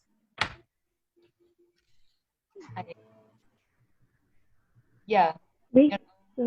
Yeah. Well, I guess the school direction, to have a direction for the school is very important. You either go practical or you go speculative. So I think Cooper is a very small school, which means they have one thing that they want to teach, and you just learn that. But a lot of other bigger universities, including NUS, you don't have this alignment. So every studio, you kind of do your own thing and things like that. So there's a mixture of things. So I guess the key thing about Cooper is that they are conceptual. They believe in theory is very important, right? But this theory must be built, at least in the head. It means at any time it must be resolved and blah blah blah. And anytime you want to build it, you can build it. But they also believe in so they are conceptualizing craft. So we have a lot of hardcore wood workshop, welding workshop, casting workshop, but we are not trying to be a craftsman, right? So how does this craft relate to your theory and concept? So I think Cooper's unique role, which is actually unique in the world, because if you want the American Eastern Coast, right, all the schools as like Yale, Princeton, Harvard, Columbia, Pratt, right, sign up is on the West Coast. So all these people, actually Cooper is unique. JST is very much like NUS, and then Columbia and Pratt maybe a little bit more into digital. So they don't really think that you need to build architecture, although they don't believe in history and theory that much. Then Princeton is very good in history and theory, but the output is in the form of writing. So if you want to be like archi critique, right, it's really good that you go, and they have a really good press and publication, right? Yale is, it depends on who is there. So whoever is shaping this, if you want the East Coast formalist school of thought, that guy is Peter Eisenman, right? And then before that, John Haydel, Texas 5, if you've heard of these people, right? So these are the key people, and they move around. So, depending on where they are teaching. So, but the formalistic education, where you believe that architecture is like language, so there's syntax, there's vocab, there's grammar, there is sentence structure, there's essay structure. This is what we call formalistic school of thought. It's from American East Coast. It's very different from the European trajectory, which maybe Nazmi can explain more. Nazmi, you want to talk about TU Well, I can talk about UPM first. Because I was 5 years in UPM. So UPM is very strange. Like when I joined UPM, the architecture department had just started out. So it was still this kind of very haphazard, do whatever you want kind of thing. So I was able to kind of, just not to conform to too many rules and just do whatever I want. And then when I joined the part 2 in UPM, the part 2 just started out. So it was also in this gray area, and you can maneuver. And then when I went to the Belahe in Delft, funnily enough, when I joined that school, they had just moved from Rotterdam to Delft. So they had just gone from being this independent cultural institute to being under a university. So you were still in the gray area, like nobody knows, so we can still do whatever we want. So my education was kind of interesting in the sense gray that area. I was in a lot of gray areas where the school was starting up and trying to reformulate itself, and I was able to. Where you guys make the rules first. Kind of, in a way, yeah. But the Belahi was always very kind of very based in kind of history and theory, but also dealing with they deal with a lot of contemporary city metropolitan conditions, and also they focus on a lot on, let's say, drawings and really looking at different drawing types, how different drawing types could be used to address different issues and stuff like that. But it's also very based in theory. I mean, it started out, it was founded by Hertzberger, so he had this kind of Dutch structuralist kind of thing. But what makes it interesting was that every year they would get different people to teach. And the people who were teaching there were never full academics, but were kind of people who were like half in practice and half teaching. So again, it was not, let's say, hardcore practitioners, nor hardcore academic, but it was this kind of very interesting mixture of people who are just starting out to practice, but also teaching, and people with kind of dealing with new ways of practicing and then also teaching, and who appreciates history and theory. So I think it exists in this very interesting, like a lot of the teachers were young. And of course we had a few old people drop by sometimes. I mean, we have Hertzberger coming by sometime, we had Elia Zengelis a few times, and then Frampton and stuff. So you had the kind of old people who kind of has, and then you have the new people who are a bit more kind of fluid. And what was interesting there was the fact that architecture can be really anything. Because I went there not as a part 2 master's, but as a postgraduate master's, where as a thesis, you can pretty much do whatever you want. Like I made a book, someone made a film. A friend of mine halfway through her thesis somehow felt that she needs to rebel against work. Like work is the source of all problem. And she made a thesis out of that. What she did was to kind of work in non-working. So she was working under a tree, working in a cafe, working by the lake as a form of kind of a form of protest against working in the typical workspaces. And what she did was then to make drawings of all these workspaces. So at the end of the day, she had a whole wall of just kind of very beautiful postcard drawing of the places where she was not supposed to be working, but she was working anyway. So that was a thesis. So like you can just do whatever you want. Okay. And somehow it's architecture. And I thought that was kind of extremely liberating. That making a book is architecture, making a film is architecture, going to interview people is architecture. Like some people are very hardcore, designing housing, prefab housing is also architecture. And I think that kind of variety is very, very kind of fluid and also very gratifying, because it shows all the different possibilities of architecture. But the architecture is not just about fire escape staircases and basement parking, but it could also be about a room with a view, and that could be architecture. And I thought that was being aware that architecture could really be a lot of things is in a way give a lot of hope. I feel. But if I were to be provocative a bit, as in like, how is that even architecture? In a sense that it's having fun, of course, but producing a film or producing something else which is not, I mean, definitely I agree that it shouldn't be just fire staircase or fire system, etc. But although fire staircases are very important, kids don't yeah. The staircase in New York is really nice though. the old buildings, not the new ones. Right, yeah. But then how does the book or the film, how's it related to architecture? I mean, but of course it has to be spatial, no? I mean, if it's a film, it has to be a film that, I mean, it has to tie back to space and to an architectural way of looking at things. I mean, it cannot be like I cannot make a book about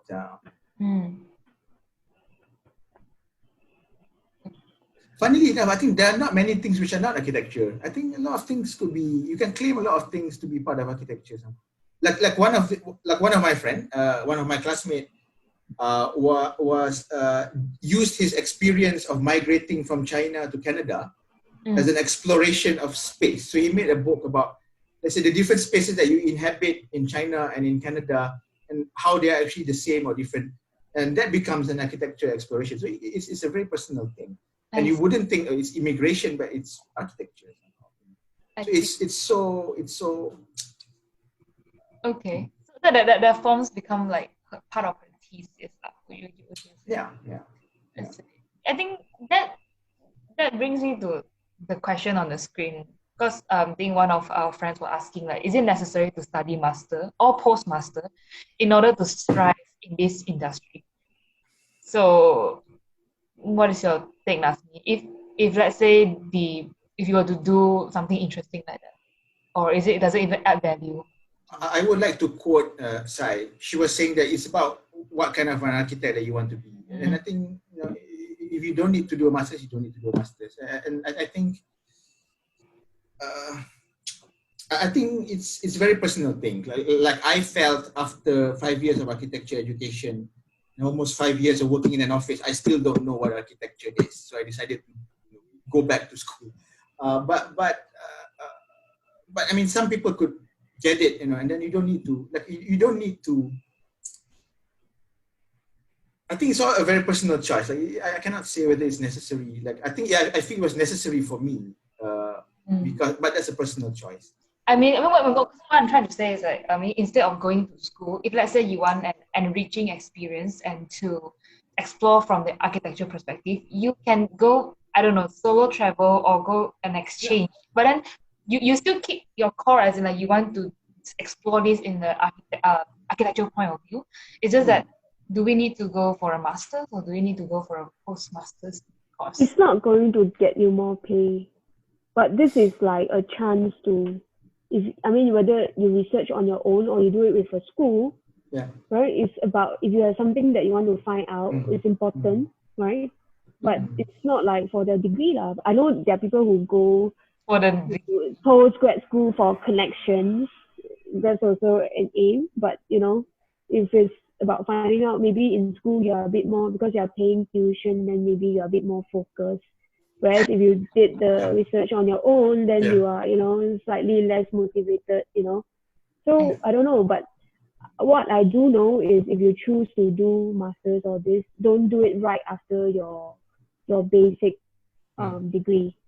Really take time to work, practice, teach, do whatever first. Like a series, even for, I think, the 5-6 years that we are supposed to do, if you can take a break and work in between before you continue the last few years will be a lot more fruitful. If you just do it one stretch, it's just like, it's no good. You are not going to benefit much. Yeah. That's one thing for sure. And it shows in, I think last time in NUS, it was compulsory to work and then to go back. And then because a lot of students, they left the school, they don't go back, so they don't have enough students for the last 2 years, right? So they started to get rid of the practical training, and people just did 5 years one shot. You can see the difference in the quality of the graduates and the quality of thesis work. It really shows. Well, you don't know. It's like you need to see things from other perspectives, work a little bit, like go to the most commercial firm, and then you think about what I want to do. Then you will benefit from your thesis year. So the post-grad degree, I guess, is the same. No, I think I completely agree. Like, even when I went to postgraduate, I was in my early 30s, and the people who did really well in our class were people who were like in their 30s, who had worked in a corporate office, who had seen a lot of things, who felt that there's something that they want to kind of address, and the students who did it at the trot, like, there are some students who are very young who's now in postgrad, but because they're still, like, they haven't they haven't gone through this kind of demoralizing experience of being told your facade is boring or something. So I guess having gone through something that you don't like or something that you don't appreciate also makes you more focused in looking for something. Right. I think the conclusion. Sorry, you think? No, I think like that search is like maybe in your 20s, and so like you need to find out. For me, like to become an architect. Then in your 20s, maybe you're trying to input, learn all these technical skills and all this thing, right? And then in your 30s, maybe you work a couple of years, then you are like, okay, what do I want to do? You got to establish how you want to practice, or is it starting your own firm? Is it struggling with getting jobs and setting up your firm, right? Is this what you want? Do you want a company, or you just want to do projects, right? You have to figure out. So maybe this postgrad falls a bit into that phase, right? And then that's why they say the architect's career, you start when you're 45, because that's when you get the project that is decent. Then you start, and then you have certain ideas that you want to build, not just another building, right? So then you start, right? So 45, and I still remember when I was in school, my professor was like, I have one more year. I was like, what? He's like, okay, Louis Kahn built his first building when he was 52. I'm 51 this year. I have one more year. The whole year he was talking about this. So there's no rush, I guess. Yeah. No, because I think there was a lecture by Peter Eisenman where he was saying that the building that you did before you're 50 doesn't count. Like exactly. You only do. You only look at the building you do after you turn 50. Copy from Pinterest only. because you reach a certain level of kind of understanding and life. I mean, you've lived like. I don't know, like Bob Dylan or Sinatra, like the albums that they produced towards the end of their life, their voices were horrible, right? But the words that they were singing had that weight because they had lived through that, whatever that they were saying. So. I really like Nazmi always related to music. I think it's a very good. You have a band. Yeah, do you have a band? Maybe we can go and visit someday. Yeah, I don't know. Well, but there's no rush. There's no rush. No rush. I think the confusion among the young designers sometimes was that we don't know, because we are so used to the system, like after primary school we go high school, after high school we go university, after university, maybe I should do masters, and after I should go postmasters, and then something like that, and then along the way we somehow don't know where's the end, and then what is the right way, when should we work, when should we not work, when should we start our own firm, or when should we not, as in and then at the end of the day there's no like defined path, and then because architecture is a long-term learning. But I think that's perfectly fine. I think it's perfectly fine. Like I remember after I finished my part 2, like I said, I'm done with architecture school. I'm not ever going to go back to architecture school. Then I worked for 4 years, and then I went back to architecture school. And then after finishing my master's, I'm done. I'm done with this whole architecture education. And now I feel that I really need to write a PhD thing. Nazmi, yeah, that is the thing. Like, you want to teach, right? Now you need a freaking PhD. Yeah. If not, right, you're gonna get kicked out from the school easily, right? Yeah. Well, I'll tell you once they kick me out, and then I say, oh, what should I do now? Because I'm so I wanted to teach as well. Like, I want to move into academic as well. But I don't want to do my PhD so early because I want to experience more. Yeah. You get what I mean, right? Yeah, but I mean, you get people who on the topic of a PhD. Like, you talk about pressure. I have 2 other brothers who are doing their PhDs. Like okay. Everyone in my family are doing their PhD except for me. Yeah. Talk about pressure, right? And these are younger brothers. All my younger brothers are like PhD scholars, and I'm like left behind. But it takes time, no? Like I'm only now starting to form some thoughts on what it's going to be about, and trying to write it is like a pain, it's like 4 years of pain.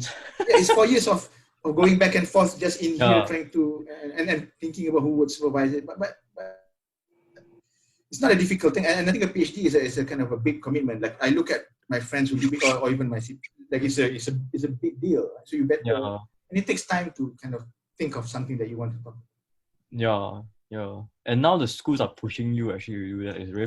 The pressure is like so real because it's like. But I feel more pressure from my brothers rather than the school. Yeah. As in, sorry my ignorance here. As in, the school requires you to have a PhD in order to teach. Oh, for sure. I think now in locally all schools require you to have a PhD. Yep. I see. Okay. Even if you have a part 3, right? If you come to teach, they will ask you to do it. Yeah. What is your opinion on that? What if like someone who's really practicing like so good and then but it doesn't have any qualification? Doesn't mean that he's a bad educator, right? Like, I mean, if it's up to me, I mean, whatever. but I mean, I think a PhD is interesting provided that you want to do it, like you really want to do it, and you have a topic, and you know, Yep. like I don't think there's a point in doing it simply for the purpose of, you know. Yeah. Agree. No, but I think as a whole, I think a PhD is actually a good thing, because it's like I was told by like people who, like academicians who I respect, that if you do it well and if you do it with kind of proper, you know, passion, it's actually a kind of a life-changing experience. Yeah, and it sounds extremely scary, so that's why I'm like putting it off. There is a new course from, I think, Uni Melbourne. You can do PhD by practice. Yeah. You can check it out. Yeah, so that's so they meet, I don't know, somewhere, but it's not something that, you know, you're not attached to a university. Yeah. Very, very interesting thing. Yeah. Okay. And there's no format, I think, a PhD. There's a PhD by publication as well. I heard from my professor. Yeah. It's like it's just that unfortunately in Malaysia it's very limited, and it's like yeah. You know, but Publication is just like it shortens 2 years if you have like any like build works and only like published writings online, or like documentation of exhibition, things like this. And then you just like you need sit for, it's almost like writing, the 2 years is just writing a critique on your own stuff, I think. Yeah, and then after that you have this for PhD exam, then you get the PhD. What's the value of PhD? You do it only you want to do it, but how is it valued by others in the industry? It was supposed to create knowledge in the past, but now I don't think so. It's that way anymore. It was like a novel move for anyone who take PhD. It's like being a professor, you know. Yeah, but now it's like I think the market itself sort of, it become very saturated now, you know. Yeah, and also universities that don't have the money to hire you actually, if you only have a PhD. Yeah, you become maybe a adjunct professor as well for like many years. Yeah. That's a little sad too. But I think personally, there's like my brother. Yeah. My brother is like one of the smartest people I've ever known. I'm not saying that because he's my brother. Okay. I'm saying that because he's extremely smart. Right? Yeah. And he's doing his PhD, and he said, just starting on his PhD, he realized how shallow his knowledge is. Yeah. And that comes from someone who's like, who I'm like, whoa, like you're really smart. And he said, like you realize that your knowledge is kind of extremely limited and totally kind of like there's so much knowledge. And I think if you do it like that, like my brother is doing it out of passion, out of his love for knowledge, and he's really discovering like wonderful things that are kind of like the thing that he's reading is like beyond my kind of apprehension. Yeah, like whoa. You know, like, and I think that can only be good, at least personally for him. So I think it's a yeah. Thank you, Joyee, for your question. So let's move on to the next one. I'm sorry, so we're gonna jump for a bit. So from the educator role just now, and then we're gonna jump to client, because I think some of us asked about clients as well. So in your experience dealing with clients, do you play as an active role or a reactive role? As in, like, we always have commissions from them, and then do you influence the client, or is usually influenced by the client? What is the art of convincing, so that you make sure that your client accept your research or allow you to do your research, and then inform them with your design? Because most of the time, clients the one with the spending power, and then so a lot of projects start with like, oh, I have this budget, there's so little budget, so you need to give me a good design. So and sometimes it's so frustrating, and especially when you are desperate for a job. So what is your way of dealing with this kind of problems. Nazmi, you want to start first? Well, I don't see it as a problem. I mean, of course, I've not done that many. Like I've done 2 houses, and I'm sort of trying to do another one. And on all these 3 projects, the budget is kind of literally like there's no budget. There's literally no budget. So in that sense, it becomes a very interesting process of kind of negotiation. You know, okay, what do you want? Do you need a house that big? Do you need 5? Do you need 5 rooms? Do you actually just need 2 rooms? So it becomes a kind of a negotiation. And I think when the budget is so small, it's unfair for the architect to say that this is my vision, I'm going to build this for you. It's unfair when the budget is kind of tiny. Right? Because when the budget is kind of tiny, it means that person doesn't have a lot of money, and they're spending that amount of money to get something built, right? And I think in a way, it's your responsibility as an architect to kind of address that need. But of course, as an architect, you come with certain ideas. But I think, so the thing with normal architecture is that it like there's no ambition on my side to make anything kind of super fantastical, you know. So I think it fits because so far all the kind of ideas that I have seems to work with what the clients kind of. I mean, of course, it's a negotiation. It's not saying I don't say, oh, this is what I give you and take this, but it's always a back and forth. But I feel that, let's say, maybe as a younger architect, maybe I would come in with this kind of, I need to do this kind of design. But now I feel that there's a beauty in seeing, when you draw, you're actually drawing out not only your vision, but you're drawing out something that a person can, I mean, at the end of the day, the person is going to live in that house. Very intense. And that's not a small responsibility. Someone's living in that house. So there is the architectural vision or idea, but there is also the simple need to accommodate. And I think that need to accommodate, especially when the budget is small, becomes the kind of perimeter around which you discuss. So you preclude things like, marble bathtubs and solid gold sinks, but you focus on, making things like, it's the threshold, but it's also a bench, things like that. It's a courtyard, but it's also a corridor. I mean, a gathering space. Yeah, like making the most use out of simple things, normal things.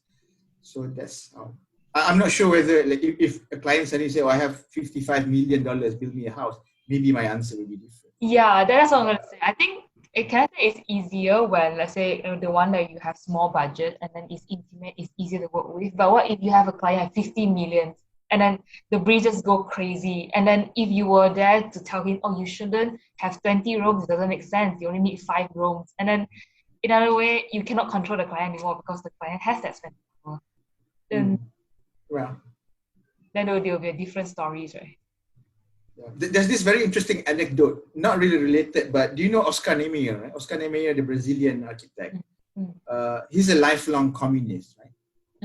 And then he was given the commission to design a house for the Rothschilds family, who's like this kind of this banker, capitalist family. And someone was asking him, like, he was giving a lecture I think to the Communist Party of France. Okay. And someone asked him, like, why, you're a communist, why are you designing a house for the Rothschilds? And Niemeyer said, it's simply because I wanted to widen the gap between the capitalist and the worker class so that the revolution happens quicker. I'm pretty sure that was bullshit on his part. He just wanted to do a house with a big budget. But I thought that shows you the typical architect's attitude. I see. Okay. That was interesting. I thought it was funny. How about you, Sai? Sai, are you there? Client, again, I think it depends on the project type. There are some projects, like if it's hotel, condominium, right? Some of this project is like, it's very, they want to make money, right? It's a development project. So there's no point, or you can only push the envelope, the boundary in a very limited sense, right? But then there's also private houses. So when you meet all these private clients or what, it's very important to understand and find out what is actually what they have in mind. So there's no point like they just want a common house and then da-da-da, right? Then you do something crazy or vice versa. But you always try, right? So you always try and sell your idea, but it depends on the situation, I guess. But then take the example of the space house that you designed, which is a very fancy bungalow in Singapore. It's very futuristic, and I'm sure the budget is quite substantial for that project, right? Yeah. So that's the client's 22nd house. So in that sense, they are very educated. They have paid, they have learned a lot of lessons. So that house, the brief was actually like you can do whatever you want. I just want the house to look like a house, right? But maybe I have not met another project that was built in 2013, I think. So I don't have another project until now that is like that, right? So I don't know, but that's very interesting for me. It's like you just work with. You're always trying to test the limit of how much you can go, right? If I cannot change everything entirely, I cannot change the bones. Maybe I start changing the arteries, right? Or I start changing the skin. Okay, I cannot change that. Then maybe I start. You try to always do something, and then so it's also. I think it's very important, but It's important to impose, our architect's vision into the design, despite the client's. have a conversation. So you may not sell them, the school textbook answer. I mean, Yeah. when I started teaching, I find the training of teaching helps me with talking to clients. How come? Especially teaching year one. When you are like, how can you not know this? Oh, they really don't know because it's their first semester in architecture, right? So The same thing to like that. It's the same. So do you scold? No. Do you walk away? No. It's a conversation, right? So some people are more receptive to the conversation, then they find out more, right? They're more open, but some are not. So, but you always try, right? Otherwise, why do this? Why take up the project to begin with?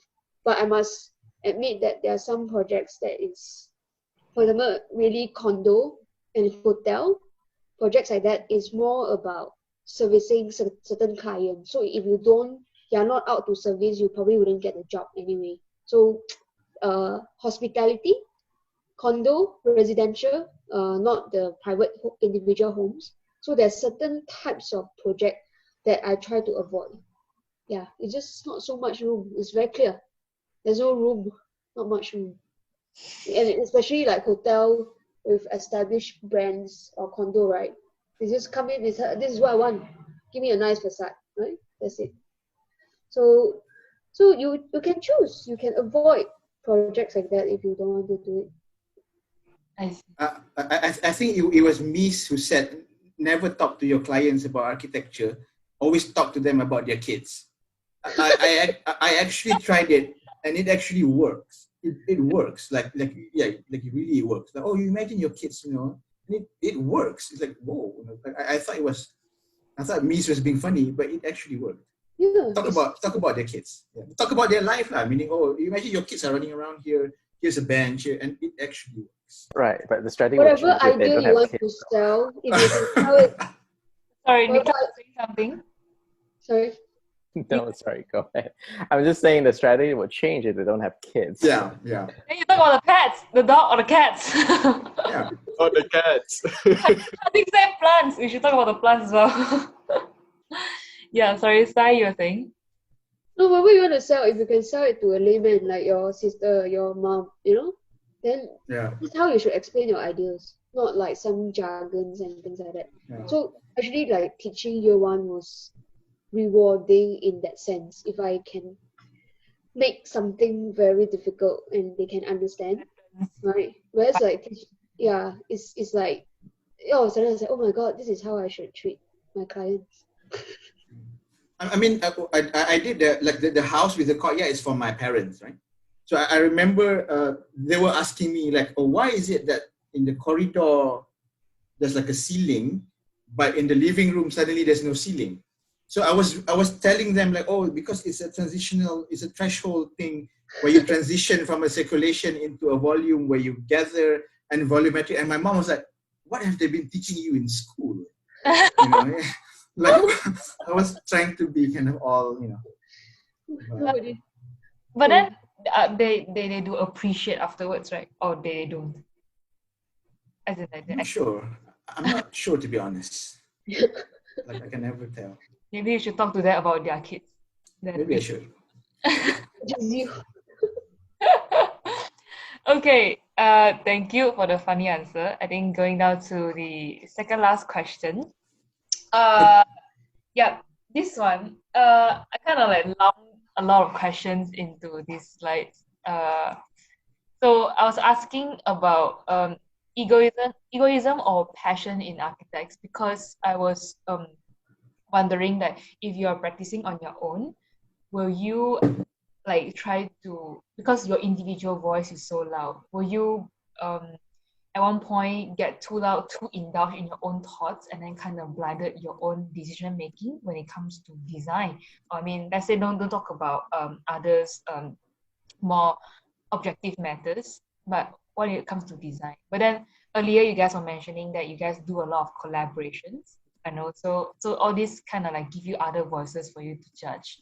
So yeah, so perhaps that kind of answer the questions already. So perhaps we should look at some of the questions which is on the slide here, which is I think kind of interesting. It's more lighthearted. So can we go through the first one? What is your routine or little things you do before or when you sit down to start on a design? Do you guys have any? Drinks. Swimming, cycling. To ease off your mind, is it? To think. That's why my swimming and cycling, they never improve. So I'm always thinking about this stuff.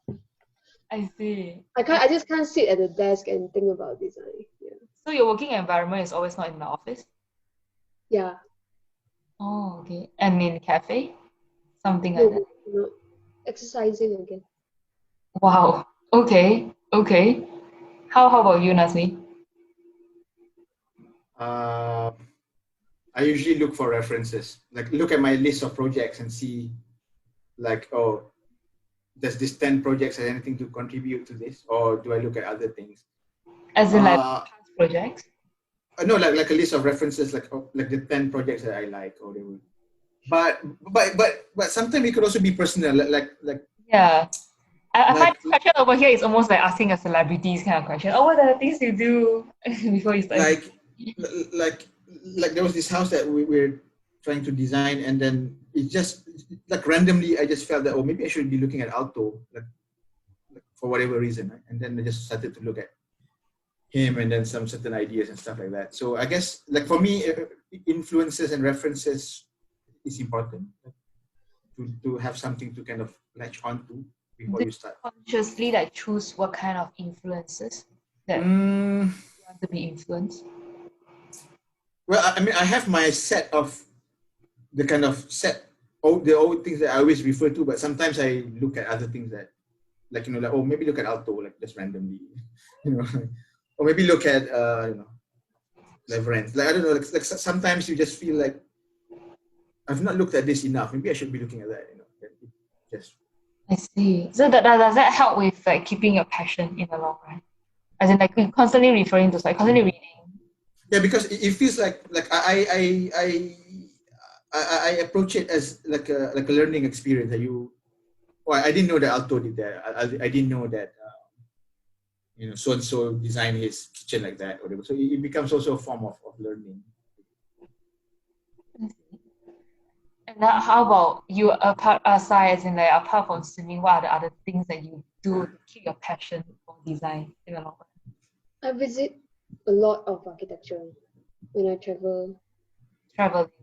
Yeah, and to be in the real building. And usually because all these buildings are like in a very remote places, the neighborhood, you know, somewhere in the forest. Yeah, so I do that a lot. Yeah. And I mean, it's also people say that experience the architecture is better than reading it or listening to it. How true is that? Both. Oh, So okay.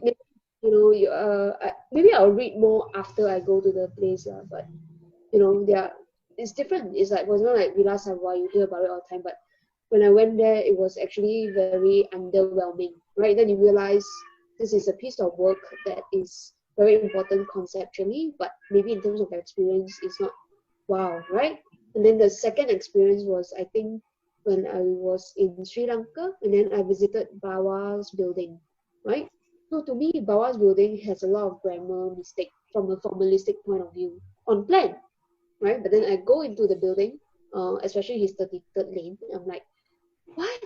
This is like just a house, right? How can I spend so many hours inside, and why do I like this place so much? So there's this disjuncture of what your knowledge and the experience yourself, So I think that is the interesting part about architecture, I guess. So What like, huh? is, I mean, as in like what you read or you understand might not be the same exactly when you experience it on the site, is it? Yeah, and because you go there, then you kind of discover a new neighborhood. You go to places that, then you see the local food, you talk to the local people, then you understand like, oh wow, that's why.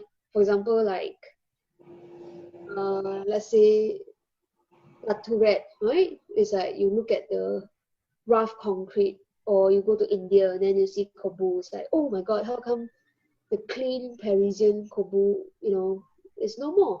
All of a sudden, everything is so rough. Is it because by your journey, going to La Tourette, you're like, maybe he can't control La Tourette, because it's so remote, right? And maybe that rough concrete wasn't intentional. It's just he couldn't control, right? And then maybe then later when you go and see Zumthor's church, right, high up in the mountain, right, that's like so steep, right? And then you look at how everything lines up perfectly, and then you're like, how this guy do it? This is also high up in the mountain, right? So there's another dimension to your understanding of all these works, which is very interesting. Yeah. Okay, interesting. Or like we were in there's a building by Ando in Japan, I guess. Then we just the toy museum for children. Is all the toys, right? They were just hanging out there, and then the craftsman just like walk up to us and said they have a workshop for the kids to make toys, right? They were just there watching, and then this guy just came out and can't speak Japanese, and he just like, are you architect? Like he just architect? And then we are like, how you know, right? Because I think nobody goes there, right? Then he just like, come follow me. I mean, he spoke in Japanese, don't know. Then we're like, what? Then he just follow. Then he just brought us out this walk and then to a spot, and then he just say, this is Ando-san's favorite view, like that. Ando-san favorite view. Then he just like look. Then he said sakura, sakura, sakura. I said, oh, okay, maybe during the sakura season you see a lot of sakura. But things like that you can never read in textbook and things like that. How you know? But all these experience did you capture them in like any form? Like for example, like Nazmi, I think he did a lot of writings. So in your experience, how do you capture them? I cannot write. That's a problem. I don't know. Maybe sketch. Yeah, I have a lot of sketch, travel logs. Yeah. I see. Okay. Nice. Hopefully we can see your sketch one day. Yep, Nazmi, you have anything to add on before we go to the next? I have an almost exact same experience as you just described. I went to visit Ronsham, and in order to get there, you have to take this tiny train to this kind of middle of nowhere village, right? And getting off the train was just me and a Japanese guy. Oh. Just two of us. And he looked at me and he said, architect, Orbu. And I was like, yes, let's go. And it was just the two of us. It was like extremely funny. He was not an architect. He was a photographer, and his parents, who were also photographers, who liked Corbusier somehow, sent him to take photos of Ronsham. So it was very funny. So we end up taking photos of each other in Ronsham. Like, okay, you stand there, I take photo of you. Now I stand here.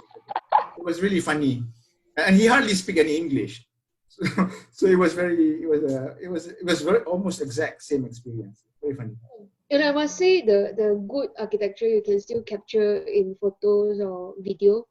The best ones, no way. Yeah, exactly. Yeah, the best Like, one, no way. You can't describe in photo. Like, it's like you will, if you go in and you're still taking photo, yeah, right? That's good architecture. But you go in and you are just like, yeah. Can you give an example? yeah. Sai, can you give an example? Nazmi, can you give an example? No, Perhaps. like Ron Sham, right? I took photos, and when I look at the photos, I was like, this is not the experience that I had. It was something else. It was beyond that. The photos are very normal. Like they're like photos of walls and light coming in, but it was really not the experience that I had. It was something else. I completely agree. Like a great building like that, it cannot be like you had to be there. I was there, and I was. This is the most spiritual building I've ever been in. It was just strange, like the whole sequence of movement, the texture, the light. It's weird. It's just it's yeah, Phenomenal. strange, Yeah. powerful. So for Nazmi is Rongshan. Then for Sai, what was the building that you think? It is either Teshima or Hiroshi Senju. Yeah. Cool. And I remember I think Kobu once said, the difference between a building and architecture is that it then moves your heart. Right? And it actually did. It's like, Yeah. whoa, like you felt that. Then and the other one that is like, if you what's that? Alvaro Siza, when he completed the building that is in Brazil, the museum where the ramps like go out like that. So I think in the middle of the construction process, the client actually asked him to step over the voids, right? And then make more galleries.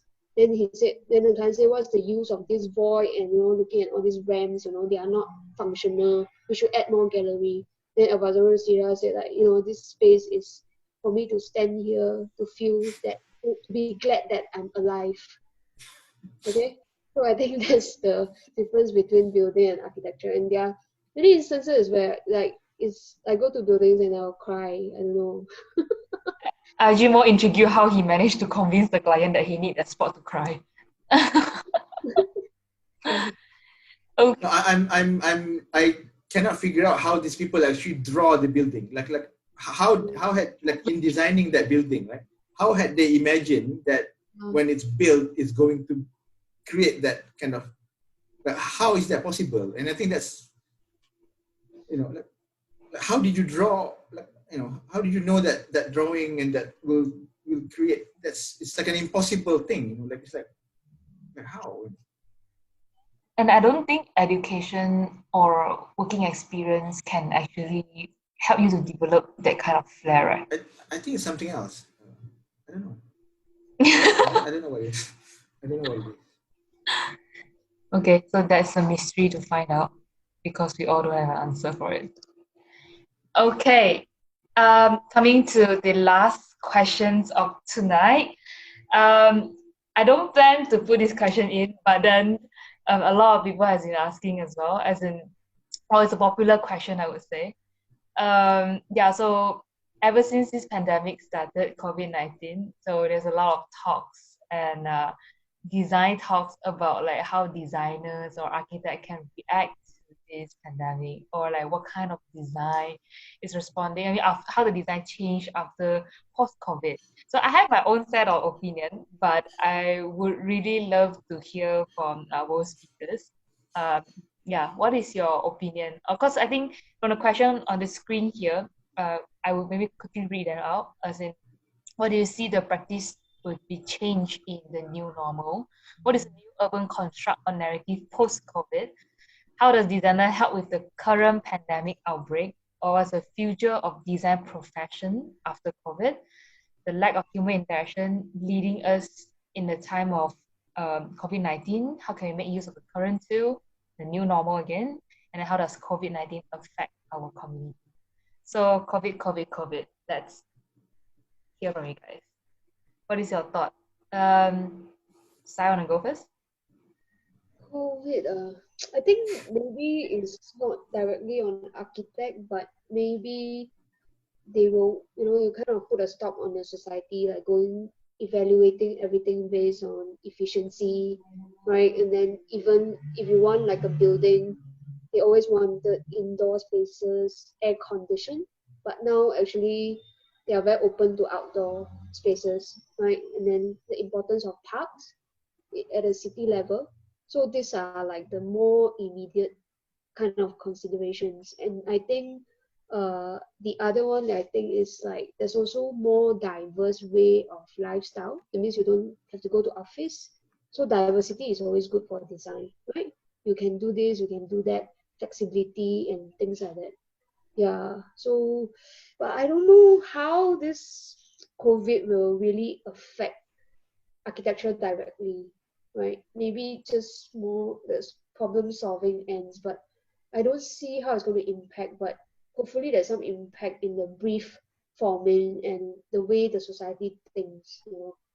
So, and then it's more society maybe, like instead of having this hierarchical, singular way of operating, all of a sudden people are a bit more fluid and you can maybe accept more ways of practicing or living. Mm. Mm. How about you, Nazmi? Difficult to say because it's too soon to say. I'm not sure how it's going to affect architecture. Like I agree with that. I don't know how it will affect architecture directly.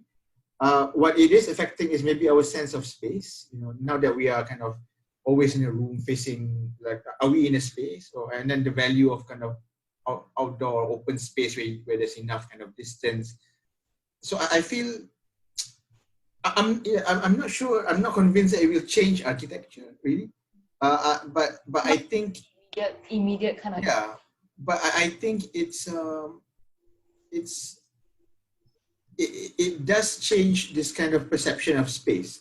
But I don't know whether that will have an immediate trickle down effect to the way we will practice or we will design, because I don't think I don't imagine that you will be there will be a situation where you need to kind of think about the virus while you're designing. I mean, I guess not yet. Maybe I don't know, but it feels like our perception of space is changing. Maybe because we are kind of more indoors. Maybe we realize the value of outdoor space. Like I think, for example, when we were talking in that session last week at the graduation thing, I talked about the balcony. Right? Again, if you design an apartment, like designing a balcony feels like a good thing because you create this kind of outdoor space within an apartment unit. But I realized that this past 4 months that I've been home, I've probably been on my balcony like once. So does it mean then that space that we always think as there's a value to having that outdoor space, does it mean there's no value, or does it mean there's something wrong with me? I don't know. Right? But I think it does change the perception of space. How and to what extent, I really can't say. But I feel the appreciation or the sense of space might change. Like for example, yesterday I went to Friday prayers, and Friday prayers has been on hold for a long time, right? And the idea of Friday prayers is for you to kind of stand in the mosque in a row, let's say shoulder to shoulder to your fellow Muslim. Right? But now we are having to pray in a gap. And what it does is that, let's say in the past, if you sit in a congregation, you just see a row of people. Now you suddenly see you see like a diagonal void there, you see like a diagonal void. So you feel like it's a different way of being in that space. And it's a different way of praying. Like once there's no kind of connection to it's a different sense of that space, and it feels a bit more open. And because Friday prayers, I mean, for Muslims, you will know that it's a very cramped thing, right? And suddenly you appreciate that, you feel that space more. And I was thinking that I actually like this. I actually like the kind of gap and having more space. So I feel that is kind of brought about only because of the situation. So that perception of space and congregation has changed. But where do the rest of the prayers go? As in, like, let's say, for example, in the past, there's 100 in this amount. No, because let's say Friday prayers, you must do it in the mosque. It's a like the Friday prayer is the one where it's compulsory that you do it in the mosque. Other prayers you can do it at home. So usually for Friday prayers, the mosque would kind of totally over because everybody is at the mosque. Yeah. And now there's this kind of like Friday prayers I always experience as a very crowded, cramped situation. So that was the first time where you in Friday prayers where it's like empty, like there's like a limit. It's a different sense. It's a different perception of the space and also the event. And I feel that is so it changes that perception. Does it change the architecture of the mosque? Probably not. Perhaps it's in the future of the architecture. Maybe, yeah.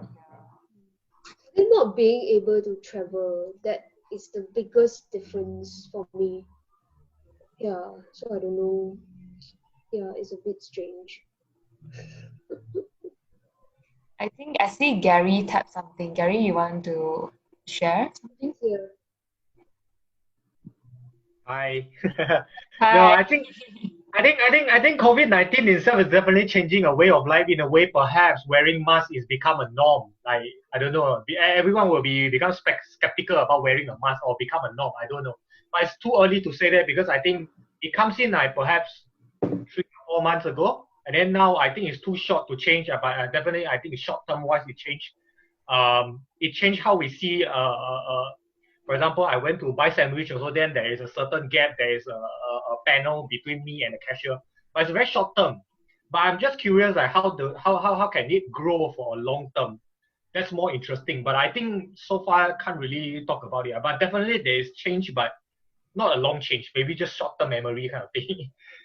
I mean, the immediate one is like, building construction is a collective exercise, right? Yeah. In Singapore, the situation is like all the workers are stuck in a dormitory, right? So at one time, you can only have maximum 5 to 10 workers on site. So is construction still possible, right? So that is the physicality of the construction and physicality of teaching. I think face-to-face teaching that we are challenging, right? That physicality is quite unique to architecture, and I guess the biggest impact I see is on this physicality. So if architecture is not physical, is it still architecture? It will be in the virtual world. Can cue artificial intelligence in and everything in virtual reality. Yeah. Is it? I don't know. So it's like anyway, all the sites are stuck, right? So how do we really, really maybe need to study those 3D printing houses? I don't know. No, my God. Okay. Yep. Thank you.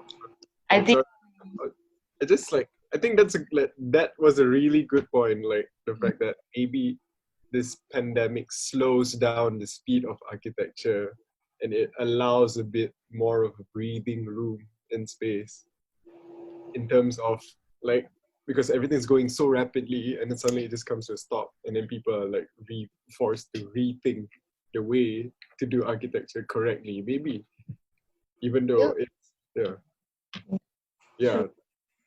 it's not supposed to build that fast and then you don't have that kind of appreciation.